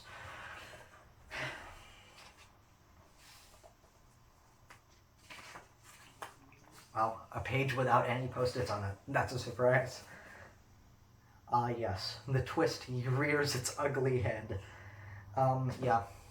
So we then get the Dark Mark scene, which is why this chapter is called the Dark Mark. in which Barty Crouch Jr. uses Harry's wand to cast the Dark Mark above the woods in which the Quidditch World Cup is being held. This is fine. Like, it's okay. This is actually one of the more interesting scenes to reread after you have the information about the twist, because it does recontextualize some of the characters' behavior in a fun way. Like, the fact that Barty Crouch and Winky are both freaking out, it's for a different reason than we think, and it is really fun to think about it that way. So I'm not going to complain about this scene, but I am going to complain about the other scenes because there are some really messy ones.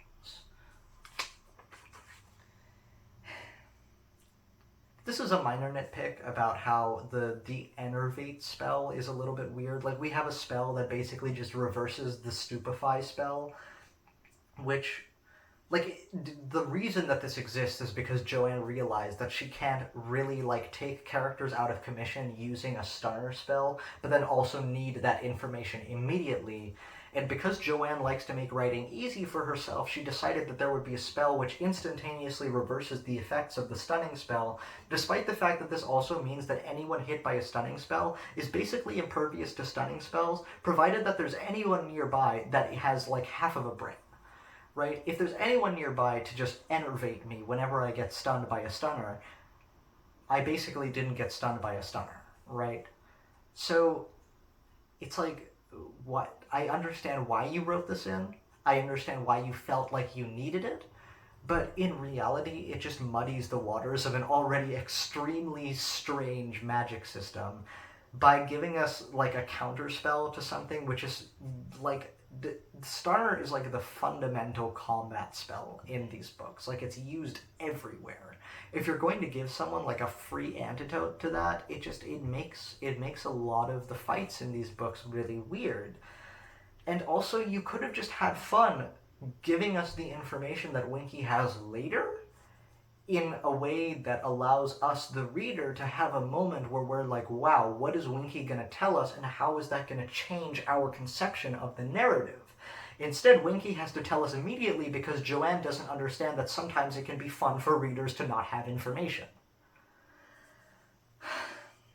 Man, I've been doing so much talking. I can't breathe. Yeah, Amos Diggory makes himself extremely unlikable in this scene too. When he's like the first guy to get on Winky's case about how he's convinced that she cast the Dark Mark. Like, first of all, Winky is a house elf. Like, she could not have done that. Like, Winky is the most obedient house elf in the entire series. Her master doesn't want her to use a wand. She is not going to use a wand. And you think she cast the Dark Mark? Like, you're dumb, Amos. And the way that he gets after her, he's like, you found this wand, elf? Also, I hate the word like, it's awful. And you picked it up and you thought you'd have some fun with it, did you? It's just so aggressive and predatory for him to, like, jump on this person who is already disadvantaged in society because for some reason there's slavery. And your immediate thought is, this slave must have done it. Like, it's like Joanne isn't even trying to make Amos likable at all. And it ruins the emotional stakes of Cedric's death. When this guy starts freaking out about the fact that his child has died, all I can think about is, okay, but you also condone slavery and hate slaves. You know? Like, it doesn't feel good. We also get the first instance of priori incantatum or priori incantato in this part of the novel. Particularly, Diggory uses it to check if Harry's wand is the one that cast the Dark Mark. And, you know, given that we get an entire chapter called Priori Incantatum, like, really, Joanne? Like, you're really gonna make it that obvious that you invented this spell just so that you could have a fun visual effect for your movie? Like, okay, we all know you had a movie deal by this point, Joanne. Like, it's fine. But also, like, what a contrived way of bringing Cedric back for some last words, right? Like, we already know that no magic can bring the dead back because Dumbledore literally says it in response to the fact that Harry and Voldemort's wands connected and created the reverse spell effect. But, like, you just had to try and circumvent that somehow, right, Joanne? She just can't follow her own rules, and it gets really frustrating. I don't know, it just does. This was a really interesting line that Hermione gives us, where she's angry at Crouch for yelling at Winky while Winky is freaking out about the fact that she failed in her duties. She says he, that being Barty Crouch, didn't care how frightened she'd been or how upset she was. It was like she wasn't even human. And Ron's response is, well, she's not. Okay, technically Ron isn't saying anything wrong here, but at the same time, Joanne is basically committing a Bright with how bad this racial parallel is.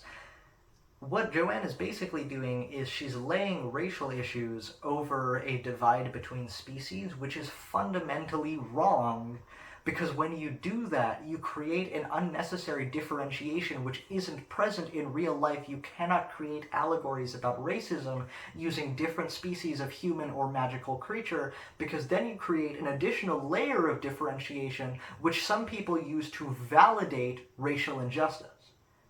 I'm not going to get too far into this because like it's kind of heavy for this video, and also like I'm no expert.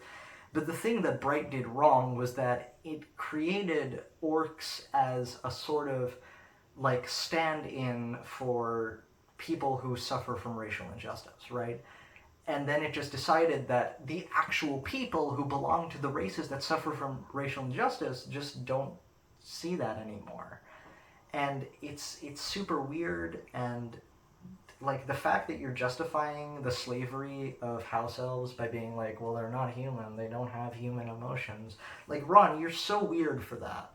And I understand that he grew up within this system and he's perpetuating it on accident. Like, this isn't something that he's doing deliberately. But, you know, it's really odd.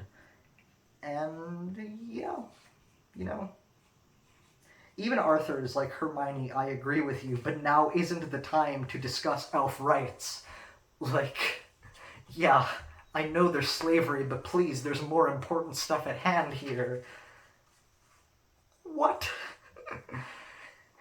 Joanne wrote wizard racism and slavery into her book and was like, guys, please ignore that. There's a plot. You can't do this, Joanne. It's not okay. Minor thing, but bad exposition. Yeah, so Ron asks about the Dark Mark, and this is just a little bit weird, because frankly, I feel like Ron should know what the Dark Mark is, right? His parents were fully adults when Voldemort was first rising to power.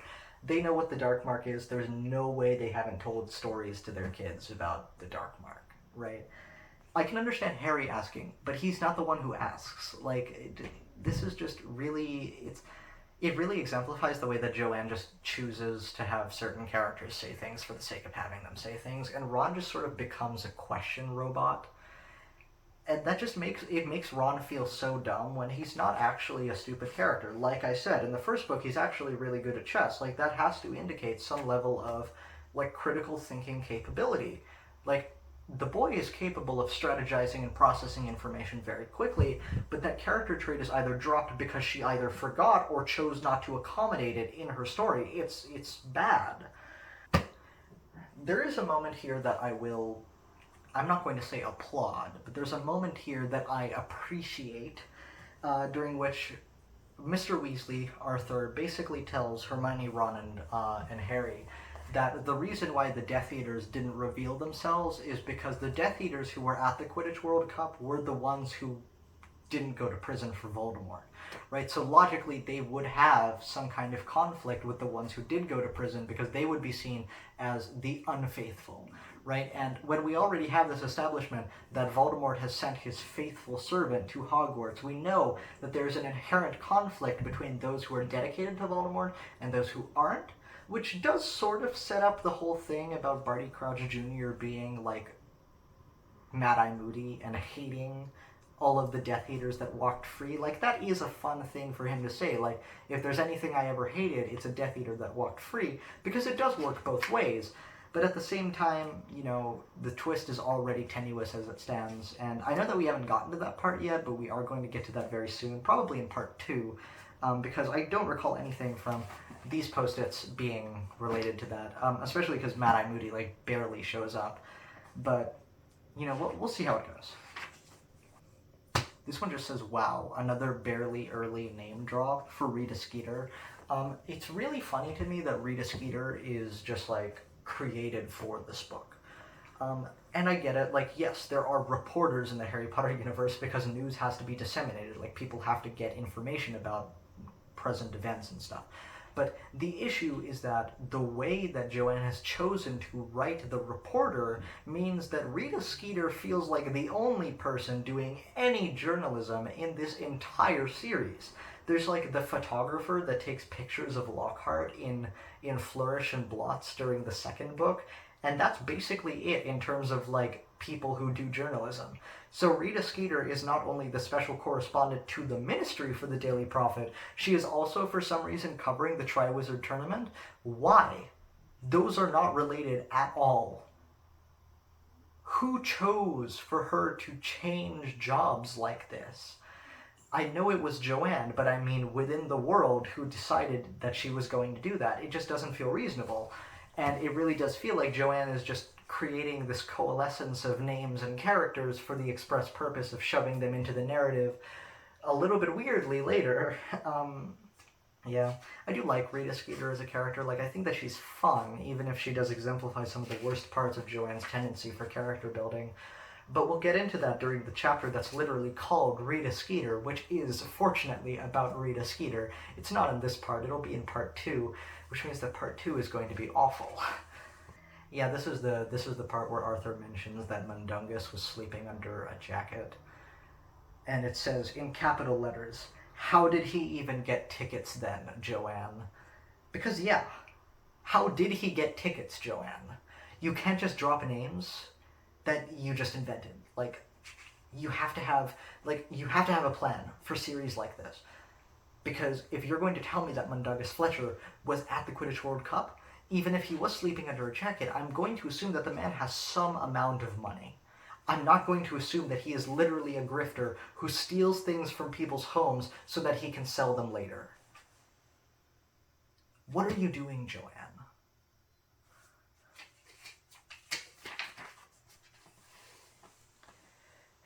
This one says, as usual. As usual, Fred and George are my only reasons to live. Which is true. This line is great. Now, if the Hogwarts Express crashed tomorrow and George and I died, how would you feel knowing that the last thing we ever heard from you was an unfounded accusation? That's just funny.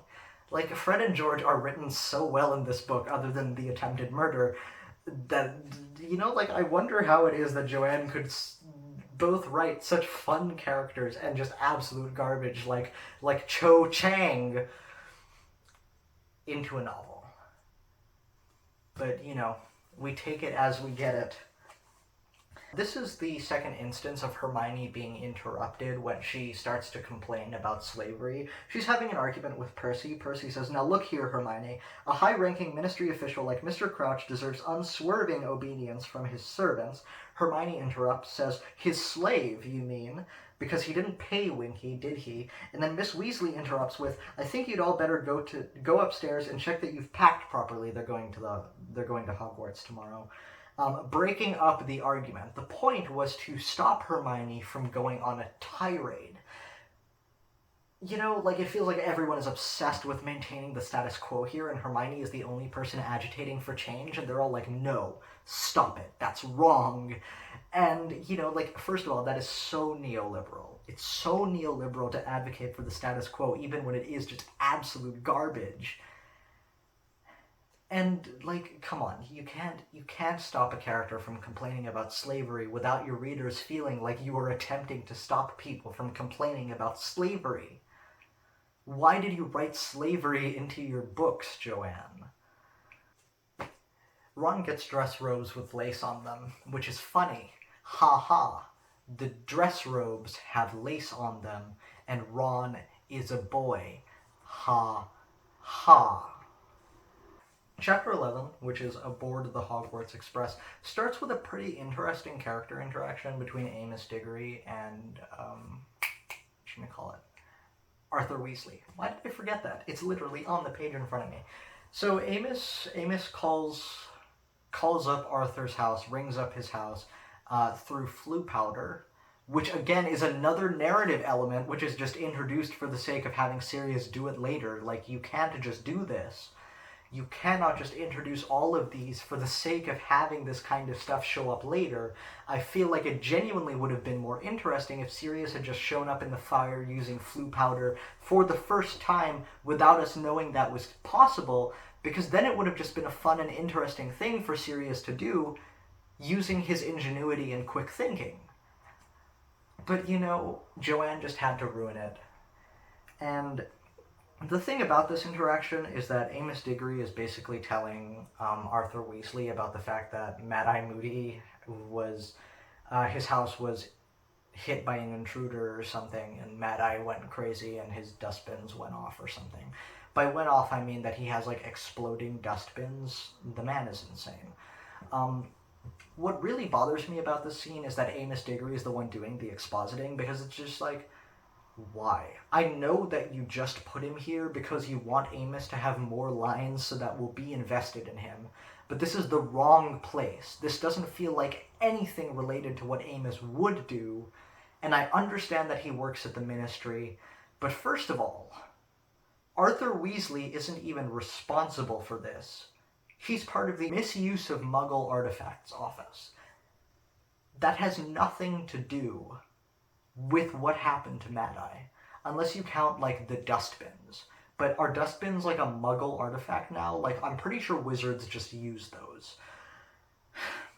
And for some reason, Amos is telling Arthur this, not because it's actually under Arthur's jurisdiction, but because of the fact that Amos is just Arthur's friend, and he wants Mad-Eye to get off. So he's like, hey, Arthur, could you do me a favor and get Mad-Eye off? Because he's kind of an important dude. Can you tell that Mad-Eye is an important guy? We're trying to get him off. Narrative, guys.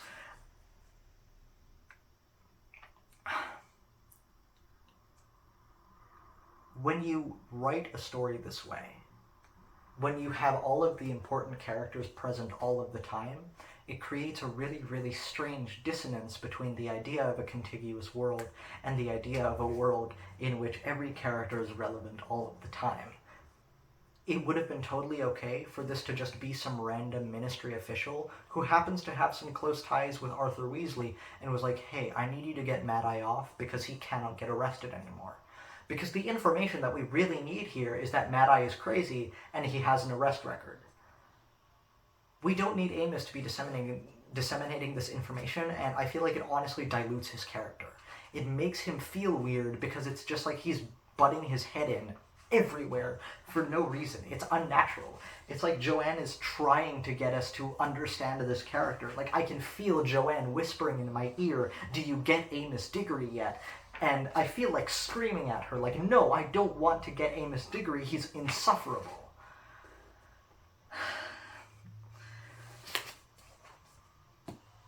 Once Harry and the gang board the Hogwarts Express, they overhear Draco talking about how his mom actually wanted to send him to Durmstrang, which is really convenient because suddenly we have the other school that is going to become relevant later, which...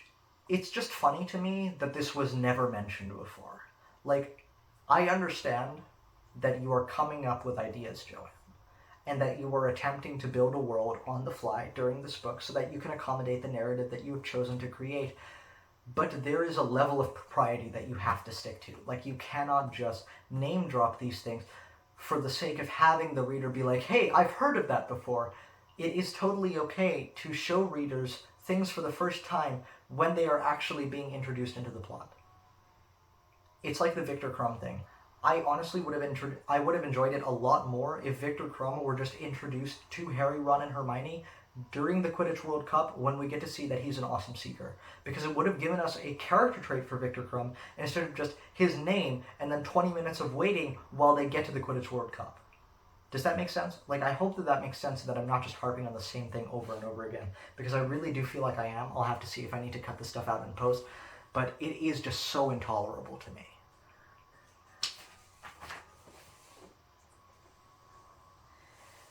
And then an interesting line, which brings up, Rita Skeeter syndrome again. Quote, several of their friends looked in on them as the afternoon progressed, them being Harry, Ron, and Hermione within their train compartment, including Seamus Finnegan, Dean Thomas, and Neville Longbottom, a round-faced, extremely forgetful boy. Is it deliberate that the fact that he's round-faced, as in like a little bit overweight, is followed up directly by the fact that he's also an idiot? I don't think it's deliberate. But do you feel what's happening here, where for some reason this negative, or at least in Joanne's opinion, negative physical trait is immediately justified through the use of some sort of mental deficiency? Like, okay, Neville can't be morally reprehensible, but since he's a little bit overweight, I think it would be okay to make him a little bit stupid. Like, you do see how weird that is, right? This is a minor nitpick, but for some reason, every time Malfoy, like, starts to rag on Harry, Hermione, or Ron, Ron's only response is, like, eat blank, Malfoy. Like, in this one, it's eat dung, Malfoy, which is awful. Like, why would anyone say that? In book 2, it's eat slugs, Malfoy. Like, Ron, please think of something to say other than eat blank, Malfoy. It just... I know that that's not an important thing, but it's just the lack of consideration with which Ron is written and his character has been developed to the point where he literally has a default line for certain situations. It's almost funny, but it's actually just kind of disconcerting. And we finally get to the post-it about pacing because we are at the end of chapter 11. I actually lied. It's not the end of chapter 10, during which the gang get to Hogwarts. It's the end of chapter 11. The pacing of this book is atrocious. We're 11 chapters in, and we've just now gotten to Hogwarts. It's been 170 pages. That is like the length of Harry Potter and the Philosopher's Stone. I feel like Joanne, in her attempt to create a world that people can't complain about, has instead created a book that is extremely easy to complain about because it's a nightmare. 170 pages are devoted to plot outside of the actual narrative of the book. Everything up until now was basically a side quest.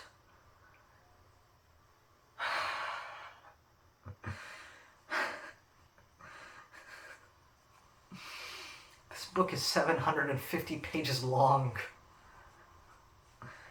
Chapter 12, the Triwizard Tournament. Our first post-it is about how Snape is our Rita Skeeter Syndrome exception, which is actually pretty interesting. I think that because of the way that Rita Skeeter Syndrome manifests in Joanne's books, with characters, having physical indicators of the way that they're going to act in the story, the fact that Snape is described as, like, sallow, hook-nosed, etc., etc., he's described as, like, bat-like, basically. But he also has this inherent goodness to him, and the fact that his character arc culminates with him doing something that eventually leads to the downfall of Voldemort. It's a fun thing, because Snape is like the only character that defies our expectations, but for some reason J.K. Rowling couldn't write him to be a good character, because when we realize that he was doing good for Harry, we also find out that he's basically a monumental creep who was in love with a woman who died 15 years earlier. Like, you can't do that because it's weird. It's a little bit creepy, Joanne, that this man is protecting this boy because he's still in love with his mom, who has been dead for 15 years. But I will give this one a bit of a pass, because at least it breaks from Joanne's tradition of making ugly characters evil by default.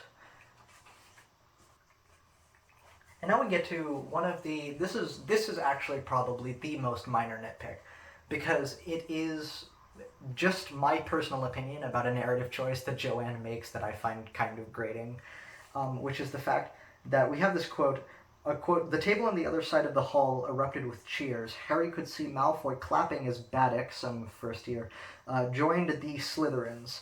Harry wondered whether Baddock knew that the Slytherin house had turned out more dark witches and wizards than any other."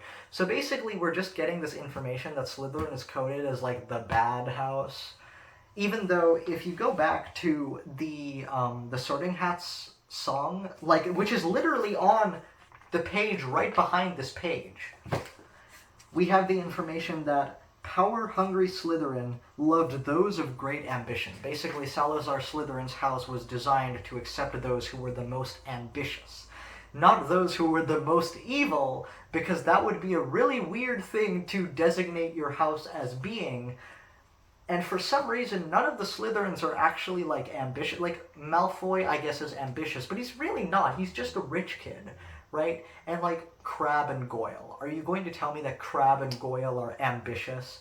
Like, the only ambitious Slytherins that I can think of are, like, Slughorn, who graduated, like, 30 years ago, and Blaise Zabini, who gets 3 lines in book 6. Like, really? And it's not really like a bad thing. I understand the need for a consistent antagonist because it makes it a lot easier to write a children's story when you don't really have to deal with the idea of like moral nuance and stuff like that. But the fact that the Slytherins are coded as the inherent bad guys just because they're like ruthless in their political dealings, you know, like that's really the best way I can describe it. It just feels so heavy-handed. It for a series that does, on occasion, manage some really interesting moral questions about things like the value of life and death and what it means to die for others and the idea of sacrifice. At the same time, you just have, like, the bad kids in the bad group doing the bad things, and they're mean. It's a little bit ham-fisted. But it's not a big deal, right? I am being very nitpicky with that one. We then get to a pretty short conversation that Nearly Headless Nick, the Gryffindor ghost, has with Hermione and Ron and Harry about the fact that the feast was nearly ruined/cancelled by Peeves, who was messing around in the kitchens before Harry, Ron, and Hermione got to Hogwarts. This is important because of the fact that Nearly Headless Nick lets drop that there are lots of house elves in the kitchens. Which is a problem, because this sets off Hermione. That's not the problem. The problem is that in setting off Hermione, what Joanne has basically told us is that Nearly Headless Nick gave us this information expressly for the purpose of catalyzing Hermione's character arc. There's this really interesting concept that Joseph Anderson, who is like an amazing YouTuber, he brings up in his Witcher videos about the idea of dimensional shifts for narrative contrivance, where certain character choices will just lead to weird changes in the narrative that have nothing to do with the actual character choice, just because the narrative must go on. And this really feels like one of those moments where the only reason why Peeves bothered the kitchen this time was because we needed to let Hermione know that there are house elves in Hogwarts so that she can be angry. It's so contrived that it actively takes me out of the book. Like, it ruins my suspension of disbelief, because there's absolutely no way that this is a natural progression of events. You cannot simply decide that Hermione is going to be angry about house elves this year, and then in that year introduce the fact that house elves work in the kitchens. It's not natural. And, you know, like, there are better ways of disseminating this information in a manner that feels normal and natural and true to the setting, which would probably involve Hermione going on a quest to find out that there are house elves in the kitchen herself, because Hermione is a pretty smart girl who has read Hogwarts: A History, which most definitely mentions that there are house elves in the kitchens, because it's a book about the history of Hogwarts. Come on. Hermione has this really interesting moment where she gets set off by the fact that house elves are present within Hogwarts and that the food is made using slave labor. And what's really, really weird to me is that everyone else treats this as like, haha, Hermione, you're a wild ideologue. And, like, that part isn't that bad, but it's the fact that Joanne chooses to use the adverb haughtily when Hermione is talking about the slave labor. The fact that she does this, like, she creates this holier-than-thou persona for Hermione, which makes it seem like she is just being really irritating about something that isn't really that big of a deal, when in reality, she is trying to condemn slavery, which is normal and okay, and that's just really odd. It's really weird, and it's honestly kind of concerning. And I haven't done like a close reading of the remainder of the book yet, but I know for a fact that there are a lot more instances of Hermione getting angry about slavery and other people just treating her like a complete idiot for it. Like the whole SPEW thing, SPEW, the Society for the Promotion of Elfish Welfare, which for some reason everyone else thinks is an idiotic idea, and they only join it to get Hermione off their backs, when in reality she's like doing something that might affect actual tangible social change. Again, the obsession with maintaining the status quo because it can't be that bad. I'm not suffering.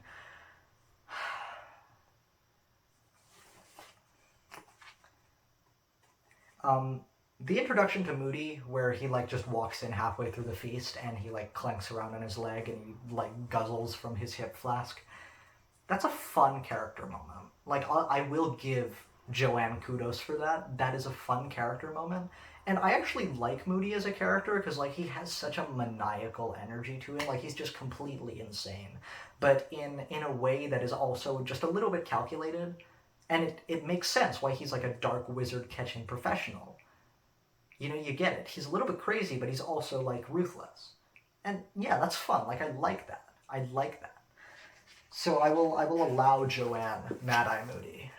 This is also a super nitpick, but a super nitpick. That should be like a new thing. This is a super nitpick. Dumbledore mentions that he has an excellent joke about a troll, a hag, and a leprechaun who all go into a bar. The mention of the leprechaun here directly follows the first mention of leprechauns in the series period during the Quidditch World Cup, which actually kind of cheapens the appearance of leprechauns there, because why did you have to do that, Joanne? You could have just used any other magical creature and it would have made the appearance of the leprechaun feel more like a natural appearance of something interesting in your world, rather than you setting up things for later, because that is the pattern that she has established throughout this entire book. And I know that this doesn't ruin a first reading of the book, but it does ruin every subsequent reading of this book, and it just feels bad. But on the other hand, the fact that Dumbledore is making this digression is actually really fun, and I love Dumbledore as a character, because he's just great. Dumbledore is an actually well-written character up until his character is annihilated in Book 7 because Joanne wanted some kind of nuance, except that Joanne doesn't know how to write nuance because for some reason slavery is okay in Joanne's wizarding world. And this is a really funny one because Dumbledore mentions that the Triwizard Tournament is coming, and Fred and George are like, whoa, the Triwizard Tournament. And all the students at Hogwarts are like, wow, the Triwizard Tournament. And then he's like, well, we discontinued it before because of the death toll. And Hermione's like, oh no, the death toll? And it's like, come on, Hermione. You don't know about the death toll? Because, like, Hermione, like, as a general trend, knows basically everything. She is responsible for 90% of the rote exposition that occurs between Harry, Ron, and Hermione. So the fact that Hermione not only doesn't know about the Triwizard Tournament, which is a major historical event, but also wasn't aware that it is supremely dangerous, and that's why it was discontinued, it just feels kind of contrived. Like, I feel like any other character could have, like, you could have just literally brought in Lavender Brown and had her say death toll instead of having Hermione say it, and it would have made so much more sense. Because, yeah, I can understand Lavender Brown not really knowing that there was a death toll, because she isn't a massive nerd like Hermione is. Like, this is just, like, basic character stuff. Like, think about what your character might say, and then don't make her say something that she wouldn't say because she already has that information. And, of course, the Triwizard Tournament is its own, like, unholy nightmare. In particular, I find it really, really convenient that the first time that the Triwizard Tournament is ever reinstated, Hogwarts is the host school. Like, I know why you did this, Joanne. I know that you felt like it would be too scary to take people to France or wherever Durmstrang is supposed to be. But don't you think that would have been like so much more fun as a story for Harry and the gang to like go visit a different wizarding school and like have to learn about the magic system there and like get to experience a new culture? Like that would have been fun. It would have been fun for them to experience a new culture, and it would have been really interesting to examine what Beauxbaton or Durmstrang would be like outside of the confines of Hogwarts. But that would be really hard for Joanne because then she would have to write new things. And Joanne doesn't really write new things except when they can be waved away immediately after.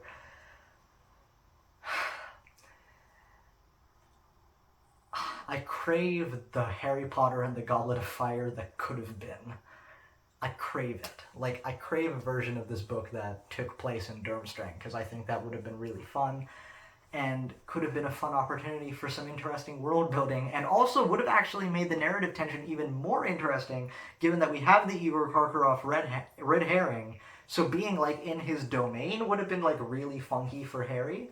That could have been so fun, except that that just wasn't what was written. And I get the idea that you want to maintain a contiguous setting because of the fact that, you know, you want to be consistent in your narrative. It's just that it's such a safe way of writing books, and you've written a 7-book series, you have so many pages, you have so much room for interesting digressions from the norm, except for some reason, whenever you digress, you do it to do stupid things like the Quidditch World Cup. And there we go. Harry, Ron, and Neville got into their pajamas and into bed. Someone, a house elf no doubt, had placed warming pans beneath the sheets. It was extremely comfortable.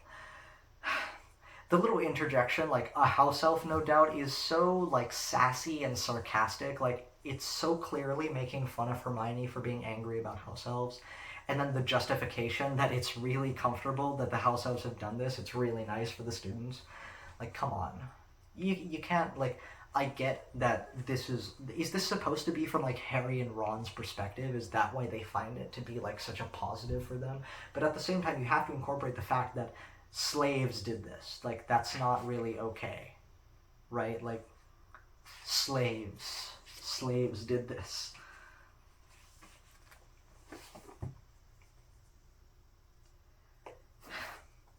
And then, of course, we get an immediate follow-up during Chapter 13. We're on Chapter 13 now, Mad-Eye Moody. Chapter 13 starts out with Hermione's resolve shattering, and she decides that she's not going to forego eating anymore, which is what she chose to do when she found out that the house elves were the ones making the food. Instead, she's like, I'm going to think of other ways to resolve the slavery problem. And Ron is like, yeah, and you were hungry. Which, like, I get it. I get that Ron would probably say that because he's, like, a jokester and he's sarcastic and stuff. But at the same time, like, the amount of fun that is being poked at Hermione for being an idealist about slavery is just getting really weird. Like, it gets so strange.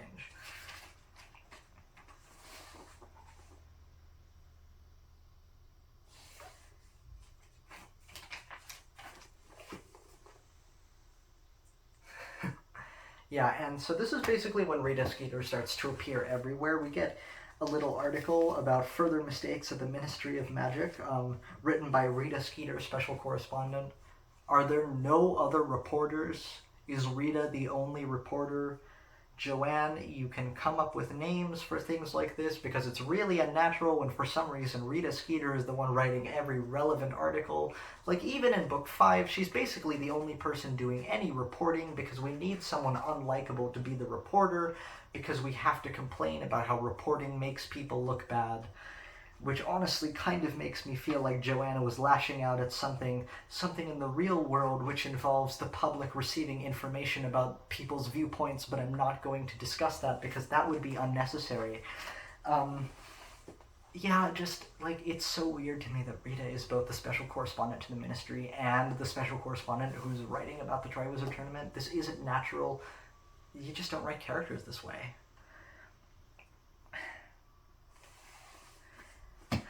And the second to last post-it of this entire video is about Mad-Eye Moody turning Malfoy into a ferret, which feels very, very reminiscent of the Tun-Tung incident, as I've come to call it, just like in terms of the severity of the punishment. Like, The boy was going to curse Harry with his back when Harry had his back turned. That's rude, but like, he wasn't going to murder Harry. He was probably going to hit him with like a jelly legs jinx or something. But he gets turned into a ferret as punishment. Like, that level of lack of, like, that's such a lack of control.